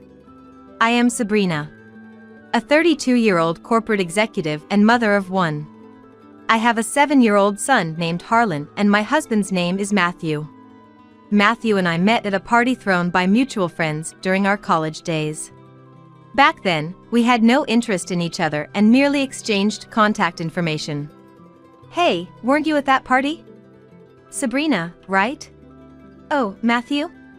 The following year, by coincidence, I used the bank where he worked and we reconnected. That led to us keeping in touch regularly and eventually started dating. After I got pregnant with Harlan, we got married. Matthew was known for his serious and meticulous work, which made my friends envy that I had him as my husband. I, too, was happy to have married him. Mom, why does this become this? Hold on a sec. I don't know that much myself, so I'll look into it. Okay. Harlan, perhaps inheriting traits from Matthew, is studious and curious. He's always asking questions, which keeps me on my toes with my own studies. What's this? Why? Surprisingly, Harlan's admiration is not for Matthew but for my dad. My mother passed away from illness, and my dad, despite his busy work life, raised me as a single parent. I'm sorry, but it's hard to get along with your dad. Well, it can't be helped, but don't say that to him. He's quite sensitive about it. No way, I could. My dad is a kind man but looks intimidating and somewhat scary. Matthew is also not comfortable around him due to his appearance. My dad, aware of this, has always tried not to interfere too much. Thus, our life was peaceful at the beginning, a life that seemed full of promise. but that changed drastically after we got married. Hey! Where did you put my mobile phone? Don't say it like I'm responsible for it. Isn't it still on the charger? Right after waking up, Matthew would ask grumpily. Indeed, his mobile phone was where he left it charging the night before. No apologies or thanks from him, just a click of his tongue, which irritated me. Matthew changed after we got married. And whenever he had the chance, he would say this: I'm an elite banker. Thanks to me, you're living a comfortable life. Yet Matthew doesn't contribute financially at home. He spends his entire salary on himself, yet acts as if he's supporting the household. In reality, I'm the one supporting our family. I pay for all the utilities and groceries. Hey! What's with these new clothes? They're for Harlan. He's outgrown his old ones. Don't spend my money on luxuries. I'm paying with my own salary. I don't even have access to your account. Yet, if I take Harlan out for a meal or buy new clothes, he immediately complains. He seems to dislike any form of luxury, no matter how small. On the other hand, my dad is the type of person who's willing to spend money for our sake. The apartment you're in now is too small, right? That's why I bought the condo you and Matthew wanted to live in. And it's not far from my place, so I could be close with you guys. He said, laughing, and gave us the top floor as a gift. And to be there for us in times of need, he lives on a different floor in the same building. Mom, can I go to Grandpa's? Of course, but just because it's the same building doesn't mean you can stay out late. Make sure you come back before it gets dark. Okay. It might be natural for Harlan to be closer to his grandfather than his father, Matthew. Whenever he has the chance, Harlan goes to see my dad. Where's Harlan? At Dad's place. Is that so? Matthew never complains about my dad to him directly. And it seems he's careful not to say too much around Harlan, fearing he might tell my dad. It's just me he's bold with. Certainly, I keep quiet not to trouble my dad. Well, if it's just complaints, I can ignore them. That's how lightly I thought of it as. And so unlike my dad, Matthew doesn't participate in childcare at all. I've been called out by Alyson, so I'm heading out. What? Again? And it's Matthew's childhood friend Alyson who's stealing away his time from childcare. I dislike her, more than just being uncomfortable around her. Matthew and I are like siblings. So please don't misunderstand. Every time she meets me, she would say something like that. Yet, she always tries to assert her dominance. Matthew used to be. As if she knows Matthew better than I do, which is just annoying. Valeria, Matthew's mother-in-law, also dotes on Alyson, which complicates things further. Why did Matthew choose such a woman instead of Alyson? He should have married Alyson. When called to my in-laws, Valeria made sure to say such things loud enough for me to hear. John, my father-in-law, always scolds her for it, but she doesn't seem to care. Alyson claims to be a natural airhead. I'm just a natural airhead, that's why I rely on Matthew so much. I don't mean to make Sabrina uncomfortable. This might be okay if she were younger. But she's 28, not exactly young. It's time she acted her age. The reason she and Matthew didn't end up together is because of John. I don't want such a woman even as an in-law. If it really comes down to it, I'll divorce you. Alyson can hardly be called as a good person. She's notorious for playing around with men and doesn't work either. Whatever she wants, she gets Matthew to buy for her. John despises Alyson and strongly opposed their relationship. I could never understand why Valeria adores Alyson so much. I'm sorry for my wife's behavior. It's not something you should apologize for, John. Matthew too. To not defend his wife from such remarks, and instead, being friendly with such a woman. True to John's words, no matter what Valeria says about me, Matthew never defends me. Sometimes, he even laughs. Why do you say those things, Grandma? If Mom and Dad hadn't met, I wouldn't be born. Does that mean I'm an unwanted child to you, Grandma? No, that's not true at all. Harlan always stands up for me in place of Matthew. Harlan may not understand how children are made, but he knows they can't be born without both parents. Valeria adores her brilliant grandson, so she refrains from making such remarks in front of Harlan. In that aspect, Valeria and Matthew are very alike, making it seem they really are related. I have plans to drink with Alyssa tonight, so I'll be home late. Oh, really? Gradually, I started to wonder if Matthew was necessary for us at all. And I began preparing for divorce. Harlan seemed to sense something too. If there's anything I can help with, just let me know, he said, showing concern for me. Then, I was summoned by Valeria. I really didn't want to go, but she kept calling persistently enough that it would affect my work if I didn't show up. John is away on business, so there's no one to carry heavy things. Can you buy some rice? Apparently, John was on a business trip. I wanted to tell her to just order it online, but saying that would clearly lead to an argument. After being tasked with carrying heavy items after work, I was exhausted. As I was heading back to the condo in a daze, my body was thrown by a car. It seems a car that ran a red light hit me. The driver who hit you fled the scene, and we're currently investigating. I was informed while lying in a hospital bed. For now, I left Harlan in my father's care and decided to stay in the hospital for a while. I broke my arm, so I couldn't work properly in this state. When I was being worried about such things, my dad scolded me. First, worry about your own health. Harlan, my father, and John, who came back in a hurry after hearing about the accident, visited me frequently, but Matthew and Valeria did not visit me at all. Well, that was within my expectations. Coming in. What? So, I was surprised when Matthew showed up in my hospital room. Sign this. Matthew presented me with divorce papers. Already signed by him, with Valeria's name as a witness. With that arm, you won't be able to work. Now that you can't make money, you're useless to me. What is that supposed to mean? And besides, Alyssa is pregnant with my child. My thoughts froze at those words. Alyssa is pregnant with Matthew's child. I'm going to marry Alyssa. So just sign this quickly. Saying that, Matthew turned his back on me. As if I was of no further use to him. Being broke and useless is grounds for divorce, Matthew said as he left the divorce papers on the table and walked out.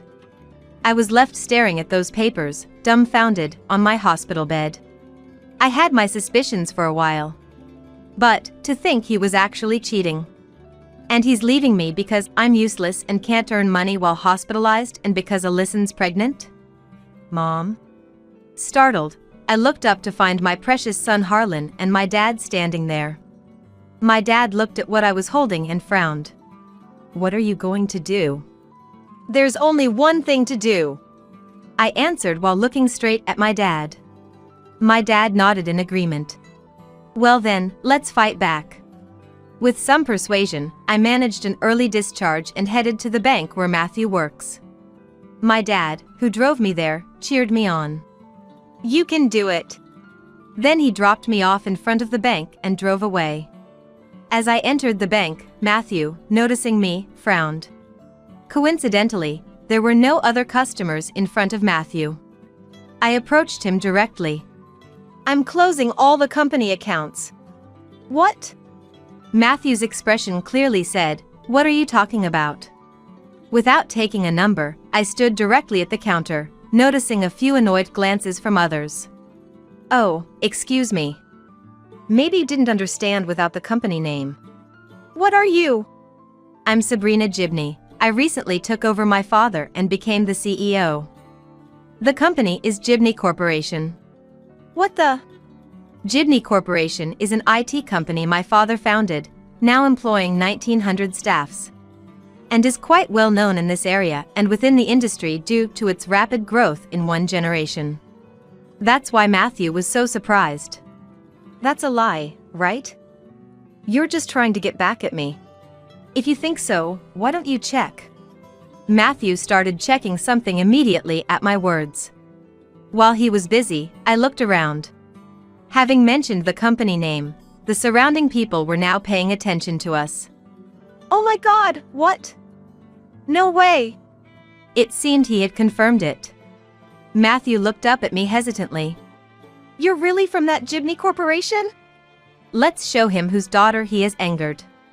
Contrary to Matthew's pale face, I smirked unpleasantly. That's right, so please proceed with the cancellation quickly. Wait, if you cancel all at once like this. By the way, my father is quite angry about this matter as well. Quickly pack your things and leave the apartment. What? Why should I be the one to leave? It seems Matthew had forgotten that the apartment was purchased by my father, and the ownership was in my father's name. Otherwise, he wouldn't have brought Alyssa in while I was hospitalized and still be living there. Forgot? That apartment was bought by my father, the former president. You haven't contributed any money, let alone for living expenses. You've been spending everything on your childhood friend and mistress, Alyssa. In fact, you've been living on my salary. Who do you think has been supporting your lifestyle? Well, about that. And now, because she's pregnant, you expect me to hand over the apartment to you and your mistress? How much more do you intend to insult me? I made sure to speak loudly enough for those around to hear. And of course, Matthew was flustered. After all, he's known for being serious. That he, of all people, wouldn't contribute financially at home and was cheating with a childhood friend. The looks we received from those around us turned cold. Is that true? What? The one who approached me was Ogden, the branch manager of this bank. He had been here for a while, listening to our conversation. I believe we need to have a detailed discussion. I am very sorry for the inconvenience caused by our bank employee. And with that, Ogden offered a deep apology. Following this, I was taken to the back to discuss further with Matthew, Ogden, and myself. There, I explained the situation to Ogden in detail. I am terribly sorry for the trouble our employee has caused. Ogden sighed deeply and apologized again. Next to him, Matthew sat looking displeased, and to that, Ogden forcibly grabbed his head to make him apologize. I understand your feelings, Sabrina. It's natural not to want to entrust your money to a bank that employs such people. If you're considering closing your account, we can arrange that. I am no longer his wife. If you accept one condition, I might reconsider closing the account. The two of them looked up hopefully at my words. It was a good deal for Ogden, but the worst possible condition for Matthew. If you fire Matthew here, I would like to continue my contract with this bank. What? Of course. We were actually planning to let him go. It seemed Ogden had already intended to do so. Matthew, initially confused, gradually turned red in the face. As he was about to say something. Excuse me, but Sabrina's father has arrived. Another bank employee approached us. I had asked Ogden to let him in, thwarting Matthew, who, frustrated, closed his mouth. Why do I have to be here? What? Mom? Sorry for making you wait. Dad entered, firmly holding Valeria's arm. Valeria, looking displeased, glared at me upon seeing me. This is your doing. What are you trying to accomplish? I'll never forgive you for treating your mother-in-law like this. Quiet. As Valeria began to shout, my dad fiercely scolded her.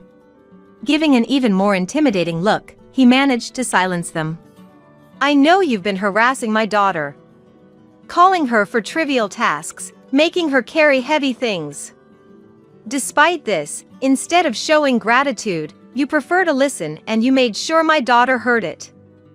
And Matthew, far from defending, laughed, and even Harlan had to step in to protect her. My dad's angry voice echoed through the bank. Matthew tried to intervene but remained silent under my dad's stern gaze. And I'm aware that Alyssa is the one who hit Sabrina.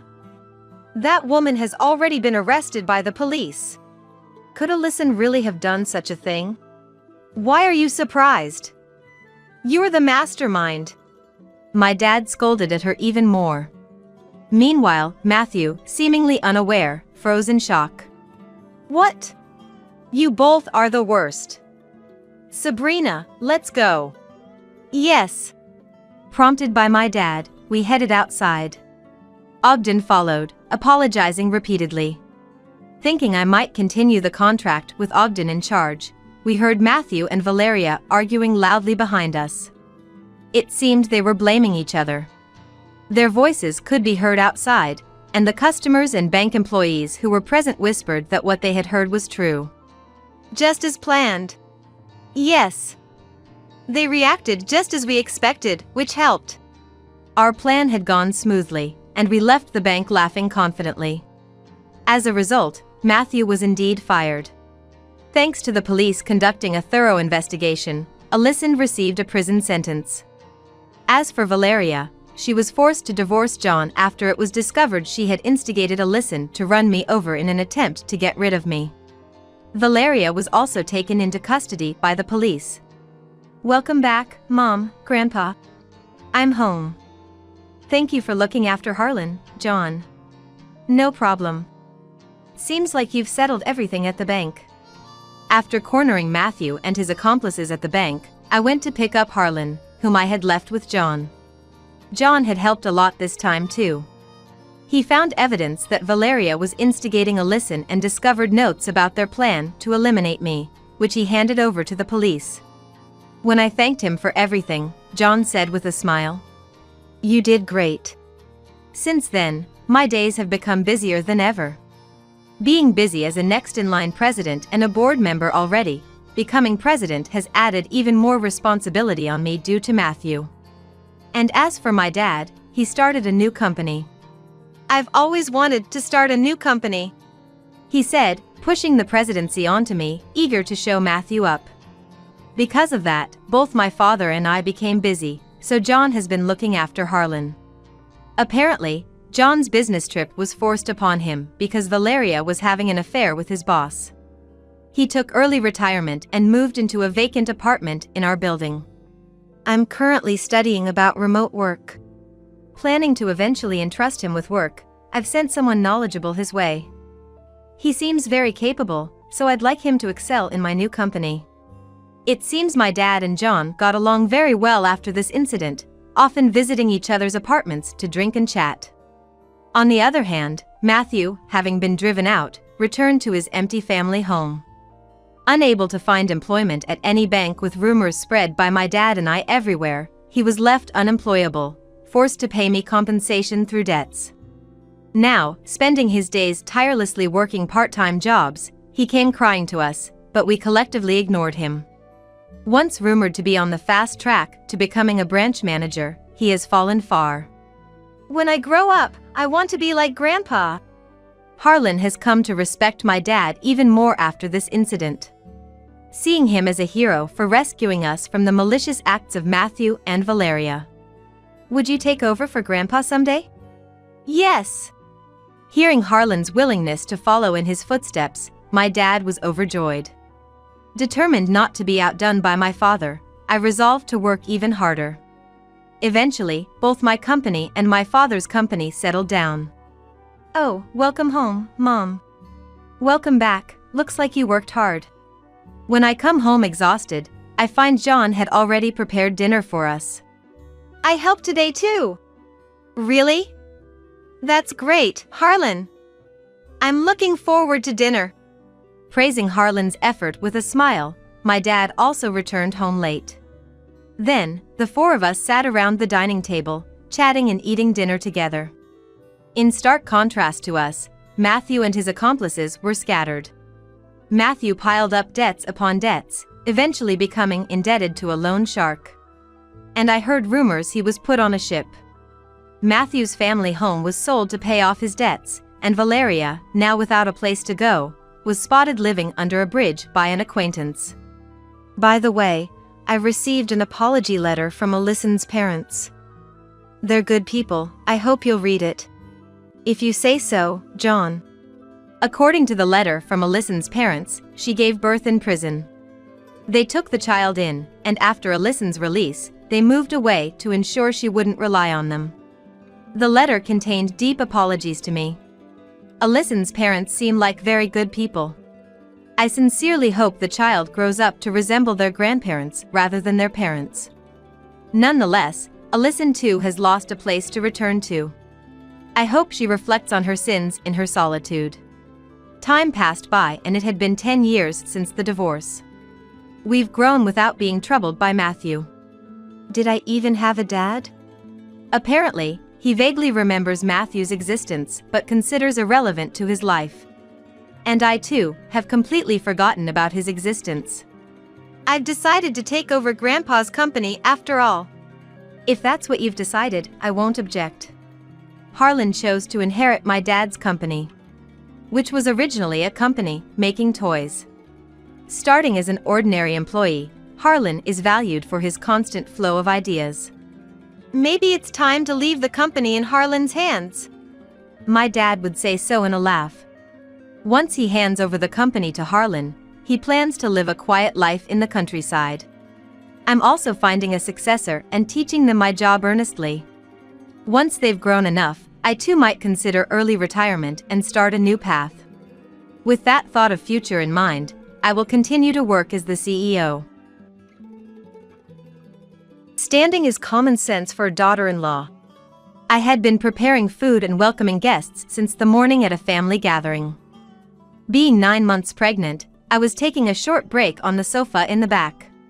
When my mother-in-law, Susan, found me sitting, her expression changed drastically as she approached me and snapped those words. Susan, I'm sorry.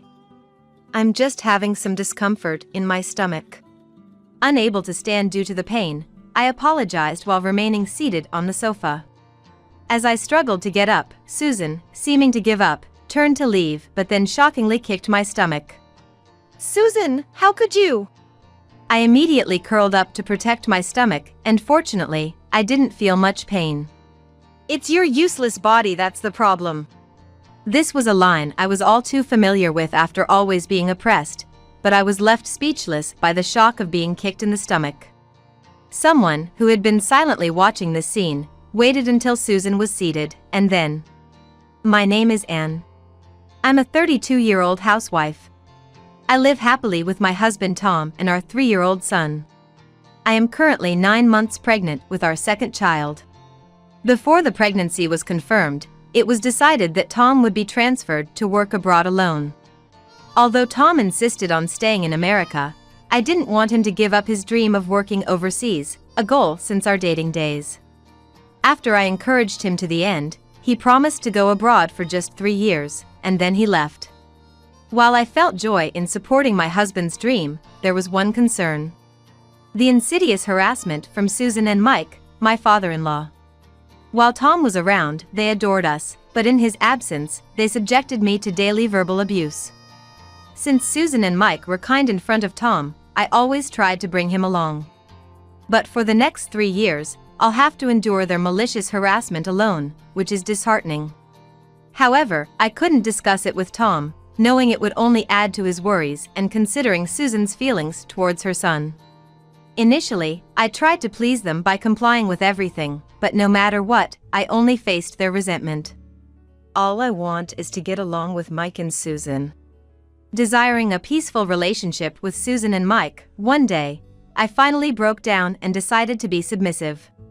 Then I heard shocking words from them. You stole our precious son from us. That's what Susan declared. Ever since you married our son, he hardly pays any attention to us. I finally understood the root of their relentless harassment. Susan and Mike were so overly fond of their son that they were jealous of me, his wife. If that's the case, I can always come with him. Startled by Susan's unexpected confession, I tried to find a solution and offered various suggestions.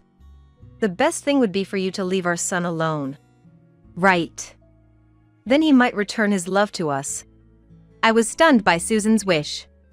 The thought of them wanting a divorce because they felt their son's affection for them had diminished gave me chills. And this distorted expression of their love even scared me. Don't you like the idea of your son building a new family? I asked tentatively. New family? That's ridiculous. Our family is enough. No matter how old our son gets.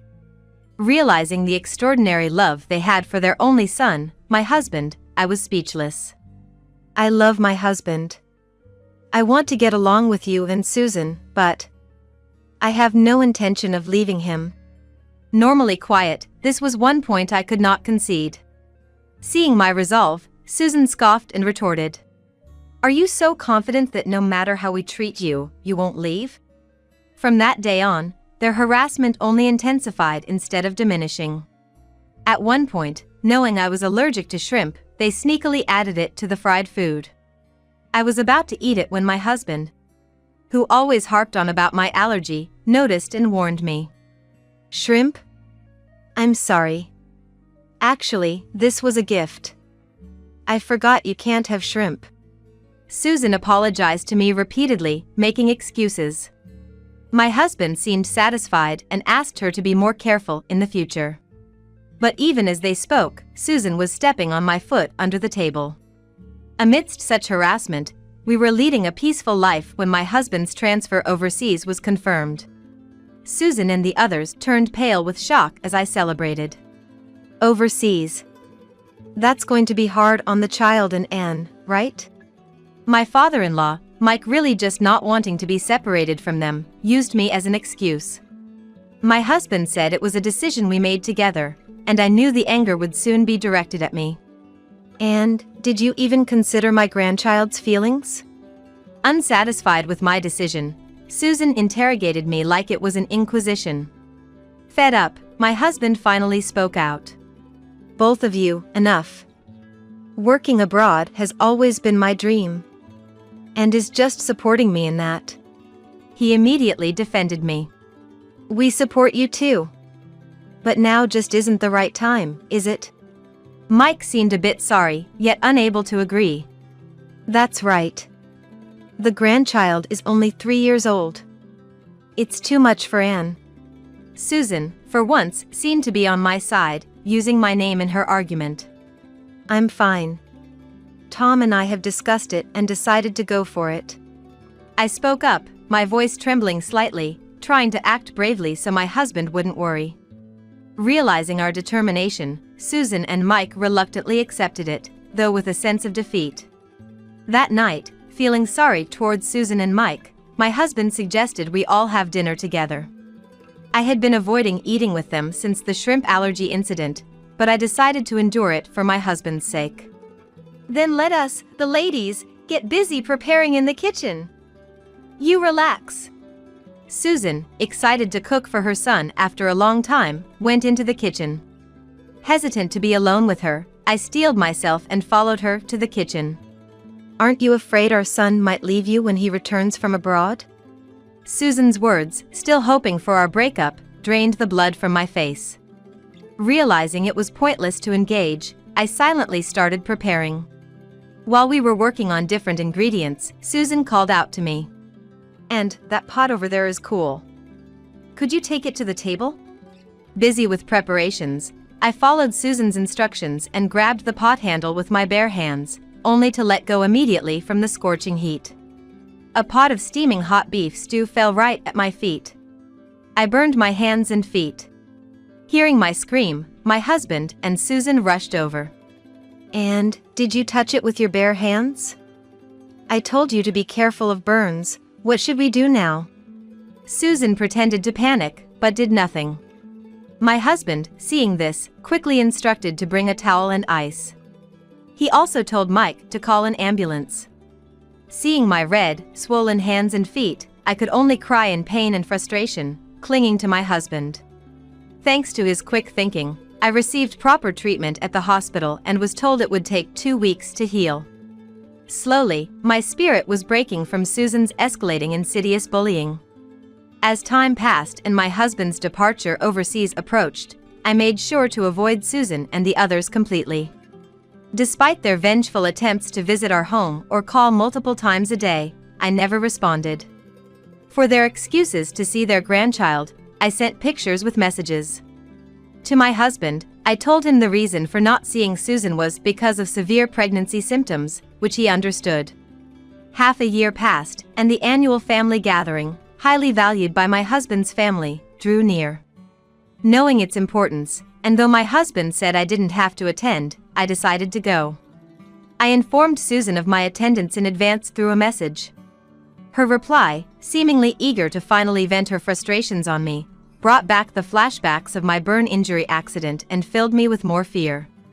Then, the day arrived when everyone was to gather. I briefly greeted Susan and Mike, then spent most of my time with relatives of my age, keeping my distance. Standing is common sense for a daughter-in-law.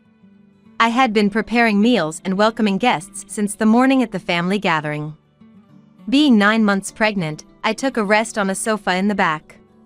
When Susan saw me sitting, she changed her expression and came over to me, throwing those words at me. Susan, I'm sorry. I'm just having some discomfort in my stomach. Unable to stand due to the pain, I apologized but couldn't get up from the sofa. Seeing that I couldn't stand, Susan, seeming to give up, turned to leave, but then shockingly, she turned back and kicked my stomach. Susan, how could you? I immediately curled up to protect my stomach, and luckily, the pain was minimal. It's your useless body that's at fault. I was used to being oppressed by her, but I was left speechless and shocked by being kicked. Someone, who had been silently watching this scene, waited until Susan was seated, and then, Mom, what did you just do to an on the sofa? Someone shouted loudly, making everyone, including me, turn towards the voice. There stood my husband, who was supposed to be overseas for work. Tom. Susan uttered his name in a trembling voice. Painfully, I stood up from the sofa and slowly moved towards my husband. What did you do to and just now? He asked Susan, with an expression I had never seen before. Tom, why are you here? Until the previous day, my husband had apologized over the phone, saying he couldn't get a long leave and wouldn't be able to attend. I couldn't ask him to accompany me, knowing he had just been transferred overseas. Anne. I came back to surprise everyone. Tom's face softened as he looked at me, his expression changing completely from before. He rushed over to me, hugged me around my shoulders, and supported me. But when I came back, I happened to see Mom and you having that interaction from the entrance. He had been frozen for a while, not understanding the situation as he had never seen Susan like that before. I was about to ask and what happened when Mom kicked her. Hearing this, I realized he had witnessed Susan kicking my stomach. Looking up at my husband, I could see the anger in his eyes. Tom, this is... Relatives started gathering in the room, sensing the unusual tension, making the situation even more strained. Tom, everyone is here, let's talk in the other room. Susan tried to calm my husband with a quiet voice, attempting to defuse the situation. And, you don't need to say anything. I want to hear it directly from Mom. Saying this, my husband turned his face towards Susan again. No, let's hear it here, in front of everyone. The relatives, stunned by my husband's raised voice, watched the unfolding situation in silence. The commotion got Mike and Mike's brother's attention, who had organized the family gathering. What's all this commotion about? Seeing the unusual situation, Mike hurried to Susan's side. Upon realizing his beloved son was there in front of him, Mike looked even more shocked. Dad, it's been a while. I didn't want our reunion to be like this, but I just saw something unbelievable. With Mike's presence, my husband regained some composure and continued in a calm voice. What happened? Mike looked slightly uneasy. He already knew Susan had done something to me. Having always turned a blind eye to Susan's bullying, he was part of it too. It was just, and I were talking. Susan stubbornly refused to admit she had kicked me, trying to get out of this situation.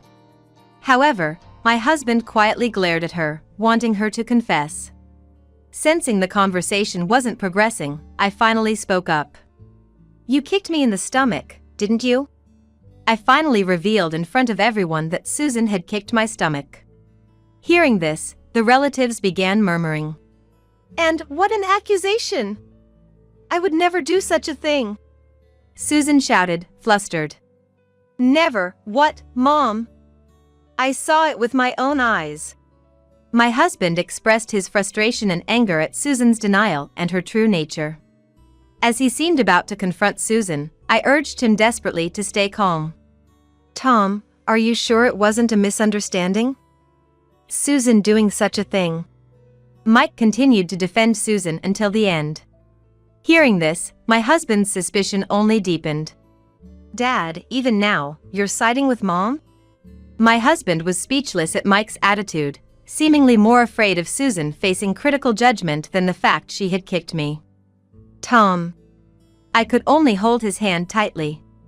The ease with which his parents dismissed their daughter-in-law raised my husband's suspicions, bringing up a question in his mind. Anne. This isn't the first time, is it? My husband's intuition seemed to pick up on something from Susan's behavior. Trying not to worry him, I felt both frustrated and relieved that my strongest ally had finally appeared, bringing tears to my eyes. Realizing this wasn't the first incident, my husband asked, Mom, what terrible things have you done to Anne? His anger not subsiding but intensifying. The relatives intervened to stop Tom as he approached Susan and Mike. Tell everyone here what pain you've caused, Anne. As Susan heard this, her face turned pale, and she collapsed to the ground. Tom, it's too harsh to treat Susan like this in her condition. Mike began to show anger towards Tom. Harsh? Then what about that burn? Susan and I were shocked, as if our thoughts had paused for a moment. And the one who raised his voice upon hearing this was, surprisingly, Mike's brother. And was burned? Mike's brother, who had been quietly observing what he thought was a mother-in-law and daughter-in-law issue, spoke up for the first time, surprised by the unexpected development. It seemed strange to me. That day, Anne got a severe burn holding a pot of just done beef stew with her bare hands. My husband had been troubled by the fact that I had done something I would never normally do.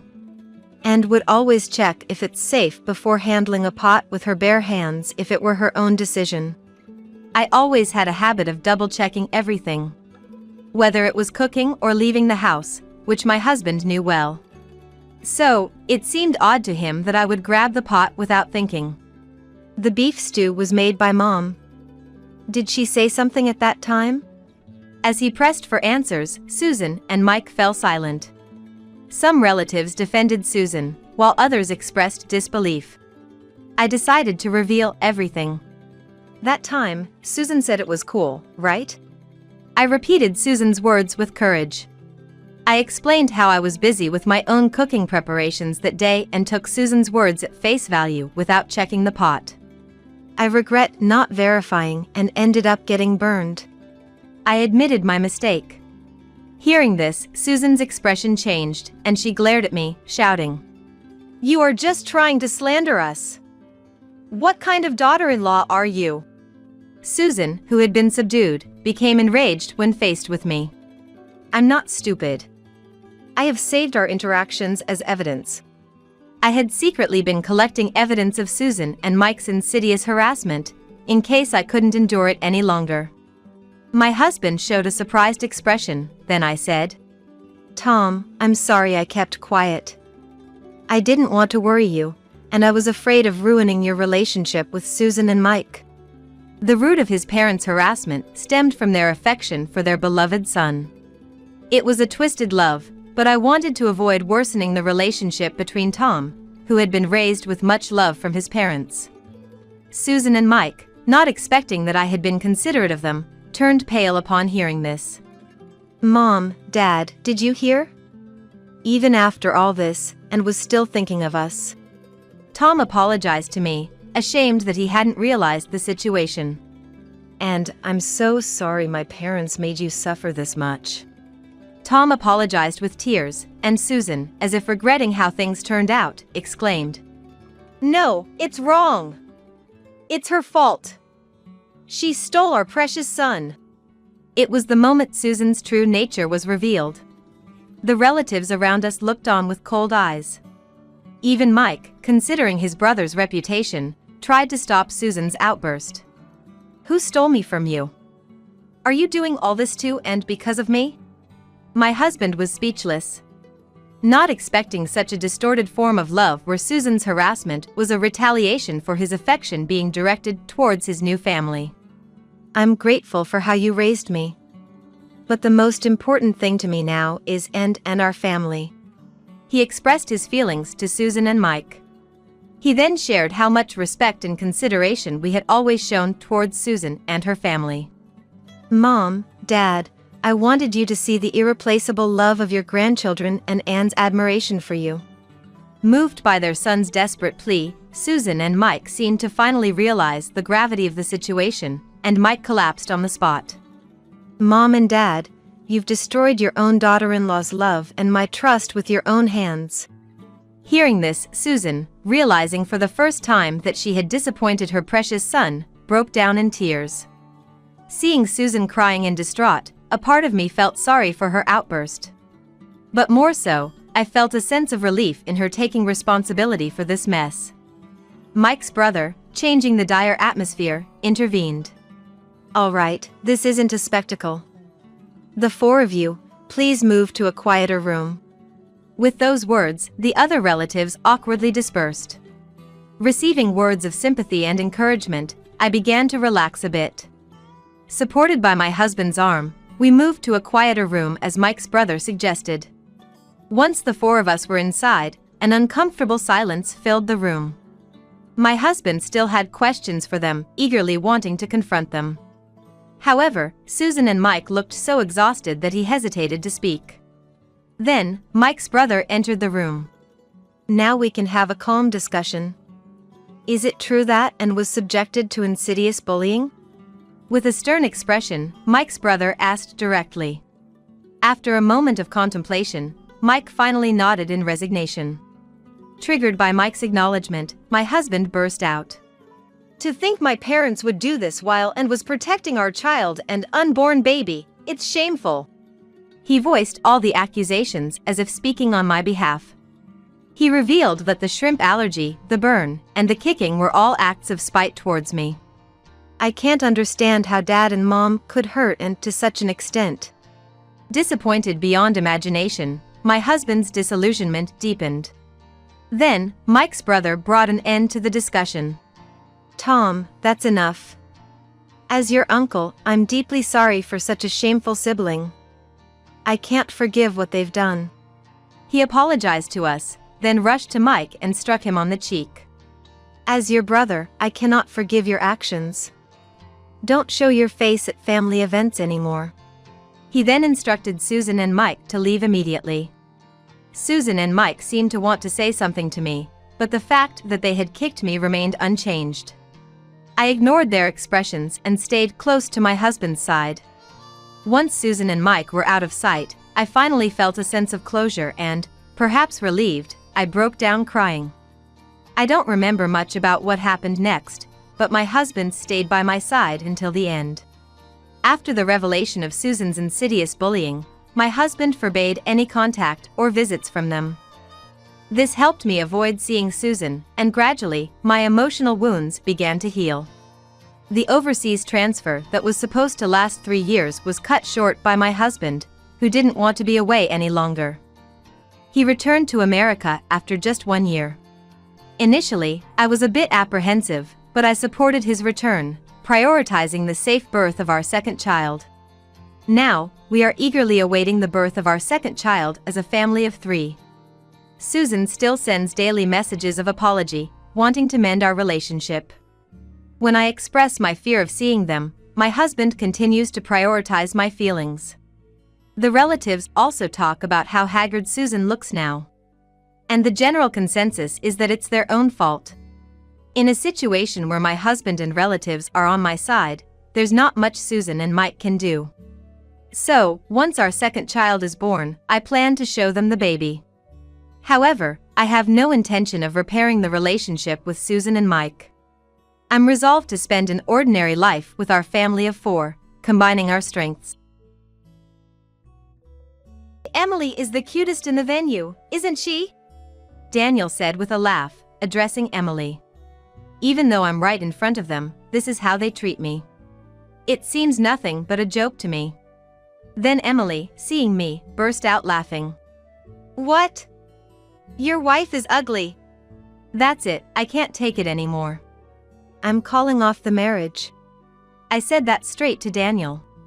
"My name is Addison. I'm turning 29 this year. I've always loved numbers, and now I work in general affairs. I think this job suits my serious nature. Currently, I'm intensely studying for a qualification. The man I was supposed to marry is named Daniel. I met Daniel at a party. I had never been in a relationship with a man before. I lacked confidence and couldn't initiate conversations with men. As my friends began marrying off, I started attending parties in a rush.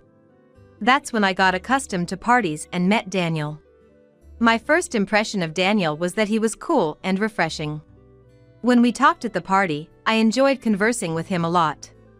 Daniel, an elite at a major pharmaceutical company, is the same age as me. Even his academic background is impeccable. Yet, he's unpretentious and always brings up fun topics.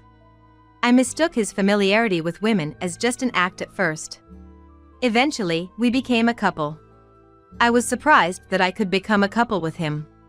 I thought I had used up all my luck and love for being chosen by such a wonderful person. When we became a couple, he smiled at me and said, "I'm so glad you chose me. I'm such a lucky guy." But really, I was the one chosen by him. So I said, "I'm super happy too. But why did you choose me?" I asked him. I was genuinely insecure about being a match for someone as great as him. But he just laughed and replied, "I like girls who aren't experienced with guys and seem pure. You're my ideal." "Then that's great. Looking forward to being with you," I said, smiling back at him. After that, he regularly asked me out on dates. On our third date, he confessed, and we started dating. Half a year later, he proposed. I liked him, so I immediately said yes. "That's great. Let's be happy together," he said with a smile. Living for 29 years, I had finally grasped happiness. I would become even happier after getting married. I believed so. But my expectations crumbled to nothing. Because after we got engaged and started living together, he changed. While dating, "Addison, you're really cute. My princess." He always praised me with a smile. But now, that's a thing of the past. Lately, he's always belittling me. For instance, the day after we started living together. I got up earlier than him that day and started preparing breakfast. I planned to do my makeup before leaving for work, so I was cooking without it. When breakfast was ready and set on the table, he woke up. I called out to him with a smile. "Good morning, Daniel. Breakfast is ready, let's eat together." Then he, seeing me, yelled in surprise. "What an awful face you have. A woman without makeup in the morning isn't a woman. At least make yourself presentable," he shouted, furrowing his brow. His eyes were like those looking at something filthy. In a panic, I retorted, "I was going to do my makeup later. Isn't that too harsh? You used to call me cute before we got engaged." I was shocked by his words. But he just laughed and added insult to injury. "It was just flattery to get married. Honestly, any woman with a decent income who'd do as I say would have been fine," he said, laughing. "That's..." I was so shocked that I dropped my fork. At that point, I wondered if I should really marry him, but we had already paid a deposit for the wedding venue. Besides, there was no guarantee of finding another partner if I let him go. I had no romantic prospects before meeting him. And maybe, just maybe, he might return to his kinder self. Holding on to that faint hope, I had no choice but to endure his harsh words. His behavior and words became increasingly unbearable, especially concerning finances. He stopped contributing to our previously split living expenses. "Could you please contribute to the living expenses?" It's tough for me to cover everything with my salary alone. I pleaded with him on a day off. But he half-heartedly dismissed me. The wedding costs a lot, right? I'm broke from that expense, so you could at least pay the living expenses. However, he wasn't bearing the full cost of the wedding. There would be gift money, and his share of expenses should be less. No matter how I tried to convince him, he wouldn't listen. Moreover, he never helped with wedding preparations, even when I discussed the dress fittings. Even when I consulted about a dress meeting. Why do I care about a dress? It's a woman's thing, right? You just decide whatever. That's how he responded. And there were issues with his friends too. He seemed to have many friends, as his mobile phone frequently rang. Often, calls were from women I didn't know. When I questioned him, suspecting infidelity. They're just friends. Jealousy is unattractive. He dismissed it entirely. Unable to ask more, I was left in the dark until one night I overheard something shocking. It was when I woke up in the middle of the night. I usually slept with him in the bedroom, but that night, thirsty and awake, I noticed he wasn't there. I heard voices from the living room. He was on the phone. Daniel? I was about to open the door to the living room, but his words stopped me. Our apartment walls are thin, so conversations are usually audible. I wished I had married Emily, he said, laughing. And Emily's voice, loud enough through the phone, responded. But you'll quit your job someday, right? I want someone who can really provide. She laughed. Her voice was unbearably annoying. It was clear she was flirting with Daniel and aware of his attraction. But Daniel continued the call unfazed. It was really great when I was dating you. You're so cute. Should we get back together? Emily burst into laughter at his suggestion. That would be sad for your fiancé, wouldn't it? Though I'm definitely cuter. She laughed. Daniel continued to badmouth me with ease. I shed a tear at his cruelty. And whispered quietly, so as not to be heard in the next room. Daniel, you never really loved me. I thought I could finally be happy. I cried, stifling my voice so he wouldn't notice. Unaware of me, they continued their sweet conversation. Their phone call was hellish for me to overhear. Why did I rush into this marriage? I muttered, crying. He was definitely cheating, and it seemed unlikely he'd return to the kind man he was before we lived together. But the wedding was only a week away. What should I do? I could only despair about the future. Then came the wedding day. Daniel and I were preparing in the dressing room. Our families had already entered the ceremony hall, leaving us alone. Just waiting for the attendant to arrive, we heard a knock. Come in, please. I invited them in, thinking it was the attendant. However, the person who entered the dressing room wasn't the attendant, but a woman in a pink dress. Excuse me. I froze at that familiar voice. It was the woman on the phone with Daniel that night. I instinctively knew it. As I stood there, stunned, Daniel spoke in an excited tone. Ah, if it isn't Emily. You made it here without getting lost, he said, patting Emily's head. I was baffled by his words and actions, and she looked at him and happily responded. Daniel gave me the room number. But is this woman your marriage partner? She laughed, looking at me. Yeah, that's right. Oh, really? Such a plain dress for the main character of the day. It's quite dull. She critically eyed my dress from top to bottom, irritated by her assertive words. I replied, This is the dressing room. The attendant will be here soon, so could you please leave now? I said to her in a stern tone.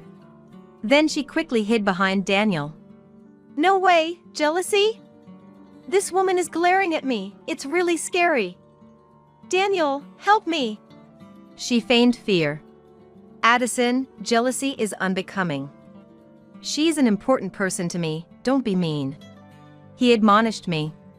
He couldn't see her face behind his back, but she was smirking at me. Her flashy makeup and perfectly styled hair were apparent. She was probably around the same age as me. She spoke with a triumphant look at me. Daniel really should have married me instead. You'll get bored of such a plain woman in 3 days, won't you? She laughed. Indeed. I wouldn't choose a woman like this unless she had a decent income. She's not my type, he said, looking down on me. I remained silent on purpose. I thought I'd let them talk as they pleased for a bit longer. I clenched the hem of my dress. I really wanted to marry you. Even if we can't be a real couple, you will always be the wife of my heart. Daniel, even if you're married, we'll always be together, right? Such an ugly woman is just for the money. She laughed brightly.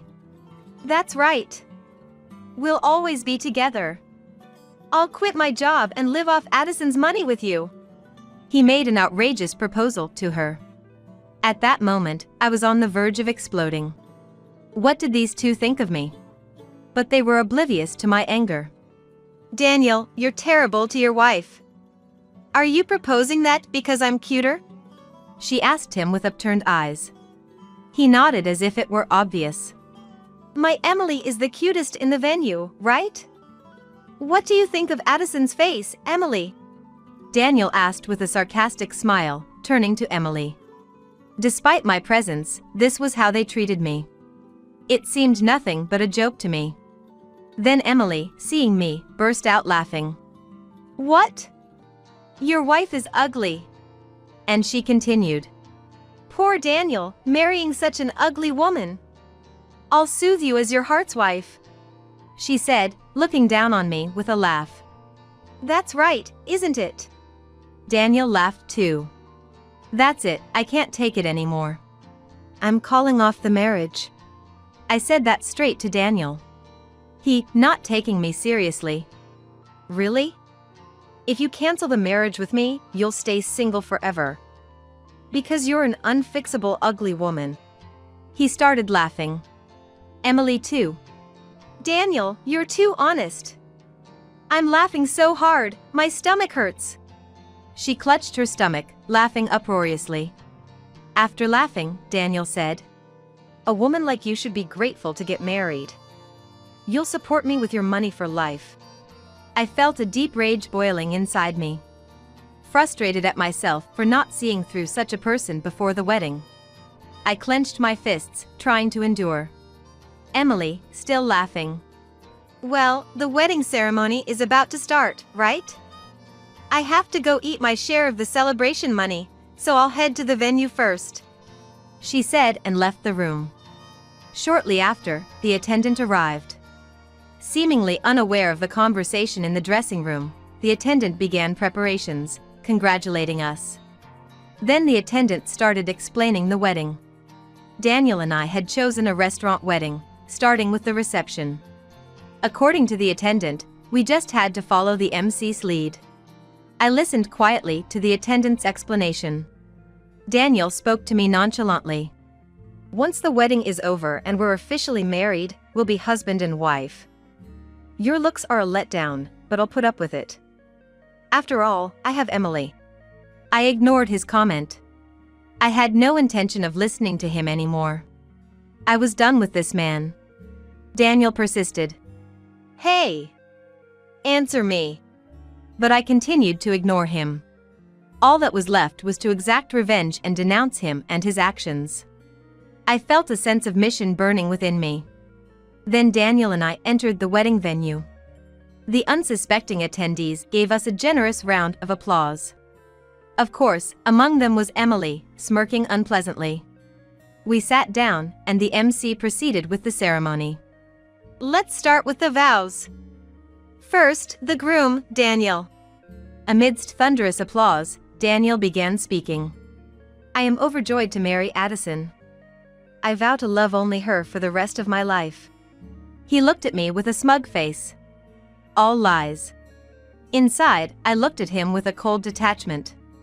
Amidst the applause, the MC continued. Thank you. Now, a response from the bride, Addison, please.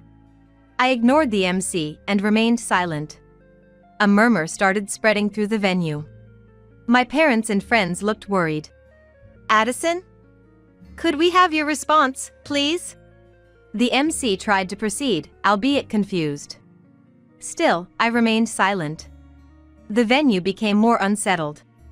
Everyone looked at me with concern. Impatient. Addison, why are you silent? Just say something. Daniel harshly said. But I kept quiet. The atmosphere in the venue turned decidedly strange. The in-laws looked at me with puzzled expressions. Enough was enough. I had gathered enough attention. I thought so and opened my mouth. Glancing sideways, I saw Daniel relieved that I was finally going to speak.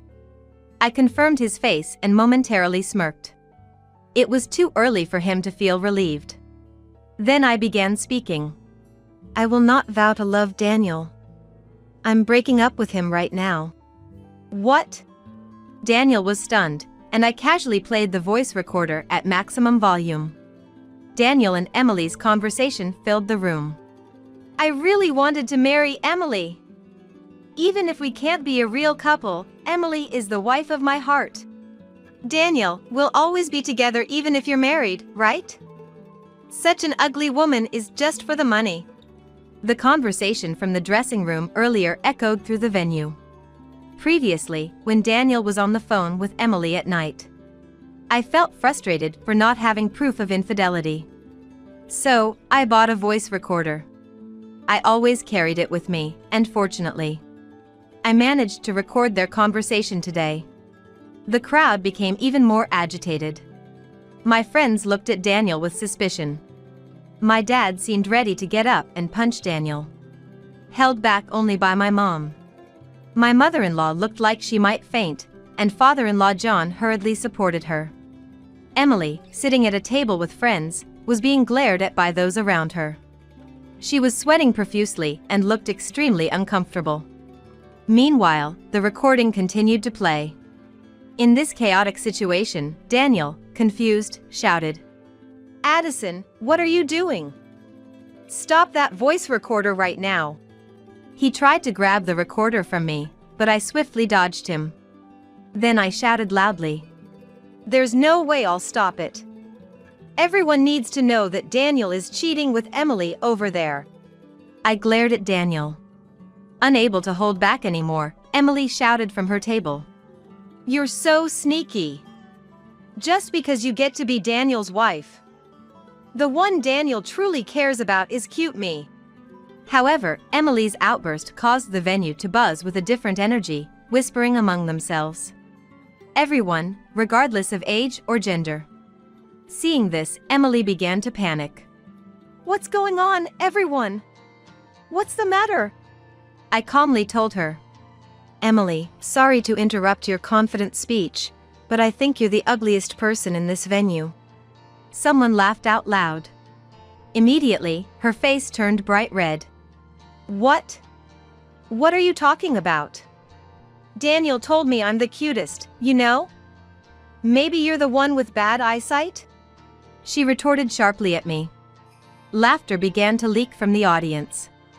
Emily and Daniel started to look confused. Then one of Daniel's friends burst out laughing and shouted, Daniel, you've got terrible taste in women. Liking a girl with a face like a panda. And her body's like a panda too. Following this comment from Daniel's friend, the whole venue erupted into laughter. What? Aren't you being rude? Emily yelled at Daniel's friend, but her voice was drowned out by the laughter. Yes, she did look like a panda. First, her makeup heavily lined around the eyes. With her small eyes, she really resembled a panda. And her body was full-figured, making her pink dress seem tight. Her upper arms jiggled violently with every movement. I was worried her pink dress might rip at any moment. The moment I saw her in the dressing room, I realized Daniel's taste was too peculiar.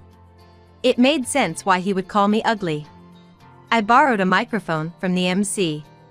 She called me ugly in the dressing room, but I wasn't upset at all. After all, she is a panda. It's amusing to be insulted by a zoo animal, isn't it? As I spoke clearly, laughter erupted from various parts of the venue. Her face turned beet red with frustration. So frustrating. She stamped her feet in anger. Daniel glared at me. I sighed heavily at the two of them. People who cheat have no right to glare at me. Daniel and Emily remained silent, hit by the truth. Then I addressed the silent couple. I'll be sure to collect the engagement breakup fee from both of you. They immediately became defensive upon hearing about the fee. Why should we pay a breakup fee when we aren't even registered as married? I absolutely won't pay. I won't either. I'm a freelancer. I don't have that kind of money, Emily exclaimed. The crowd looked on in disbelief at their comments. Some even chuckled at their ridiculousness. Then a person stood up and approached us. Daniel, enough is enough. Daniel's boss, with a red face, yelled. Boss! This is, Daniel, looking perplexed, tried to make an excuse to his boss. But he seemed at a loss for words and remained confused. The boss sighed heavily at his demeanor. What an irreparable thing you've done. Cheating openly in front of Addison. Maybe it's my fault for not educating you properly, the boss said, holding his head. His face turning pale. He seemed to be trembling slightly. Emily, looking puzzled, said, That ugly woman is from a different company than Daniel, right? Why is Daniel's boss so worried about it? She asked, tilting her head. Sensing something off from the boss's reaction, Daniel asked, Boss, what's wrong? My engagement breakup with Addison has nothing to do with you, right? He asked nonchalantly. Then the boss, face red with anger, shouted, Don't you know our company's board of directors? Don't you recognize Addison's dad? He yelled desperately. Daniel looked back and forth between the boss and my dad. No way, he muttered. His face turned pale. My dad's face was red with rage, veins popping. I am a director at your company. Your future will be discussed at the board meeting. Daniel was shocked. He tried to appease my dad in a panic. Wait, please. It's too much for this incident to lead to that. Daniel's friends were also surprised. They were all his colleagues, so bewildered by this turn of events. It's natural to be confused when the bride's dad is a director at your own company. Then my dad said calmly, Weren't you planning to quit the company and live off my daughter? You just played it on the voice recorder. If you're so eager to leave the company, why don't you do it now? That's... Daniel's face was filled with despair. And with Dad's words, Daniel's mother finally fainted. His father, John, was frantically calling her name. For her, Daniel was probably the pride and joy of the family. A well-educated graduate working in a major corporation. He must have been on a seemingly perfect elite path. But now, this incident not only derailed his elite trajectory but also cast his future into uncertainty. I had only met the in-laws once at a greeting. But they seemed like very nice and sensible people. That's why this incident must have been incredibly hard for her to accept. Daniel looked terribly bewildered by his mother fainting. And then, incredibly, Daniel yelled at me. If you had told me your dad was a director at our company, I would have treated you better. He accused me, completely disregarding his own actions. He seems to be pretending that nothing happened to him.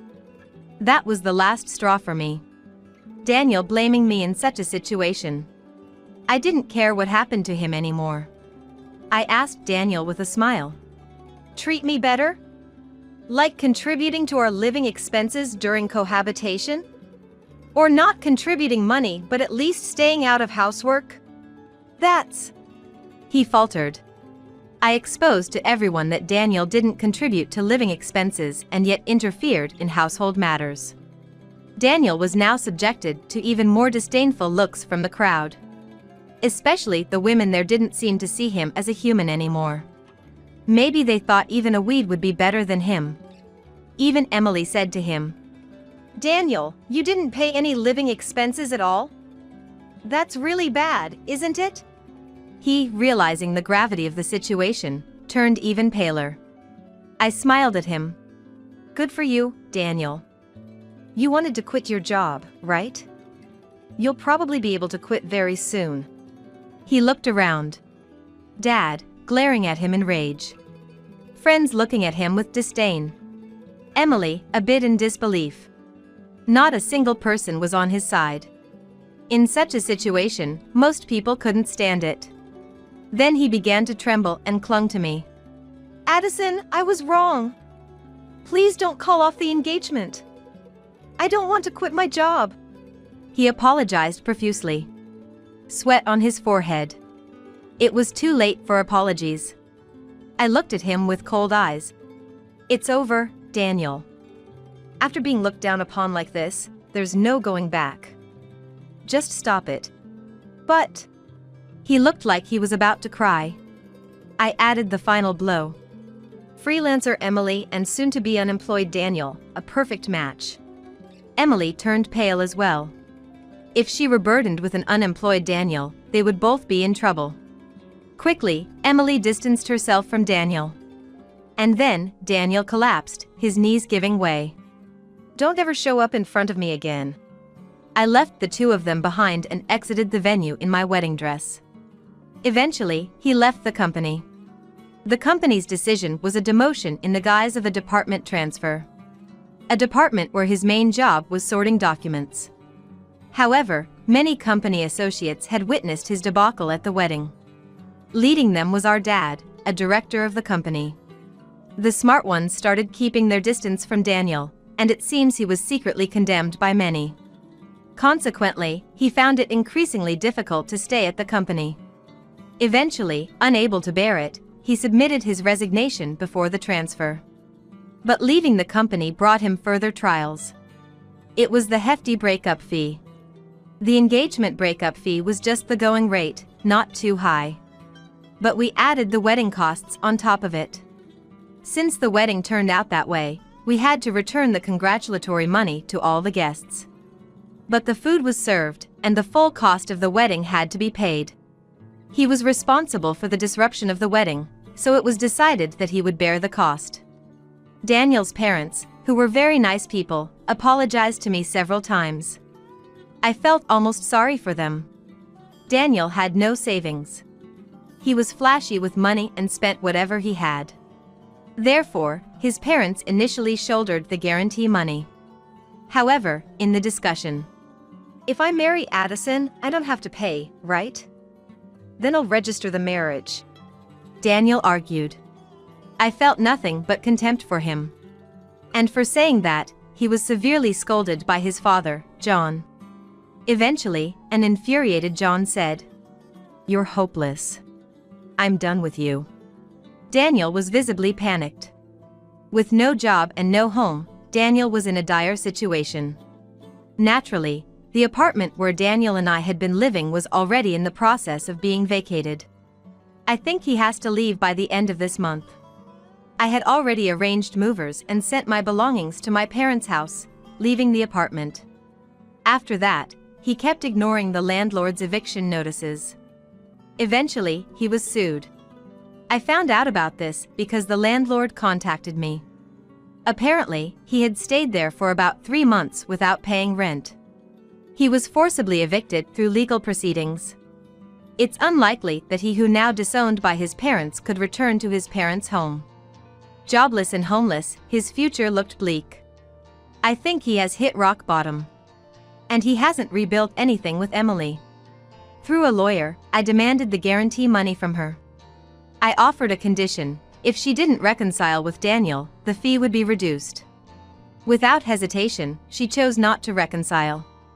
I'm not interested in someone without money or a home, she declared firmly. Apparently, Daniel reached out to her several times for help, but she ignored all his attempts. She apologized to me. I'm really sorry. Since that wedding, everyone calls me a panda. It's been tough. I think the guests spread the word. She seemed to have realized her mistakes and reflected on her actions. But no matter her remorse, she faced constant criticism. Even at her part-time job, The panda nickname got out and she quit, being laughed at behind her back. I'm thinking of moving far away, she said. She, forced to flee due to her careless comments with Daniel. She will likely continue to be cautious about public scrutiny. A fitting punishment for her disdainful behavior. I hope she learns from this. As for me, I passed my certification exam. The qualification is for a social insurance labor consultant. Working in general affairs, dealing with payroll and entry/exit procedures, I wanted to be more knowledgeable about labor management. This will surely motivate me more in my work. Not just in work, but I've also taken a step forward in romance. After the wedding, my friends started introducing me to men, knowing I was done with parties. I was grateful for their kindness. There's one man, introduced by a friend, with whom I've become close. He's 3 years older, hardworking, and not very handsome. Rather plain-looking. He works office administration in a small to medium enterprise, nothing glamorous. After Daniel, elite and good-looking men trigger a rejection in me. So, this man feels like someone I can be myself with. It's still early to tell how it will go. But it's a step forward. I want to cherish this one step forward for the future.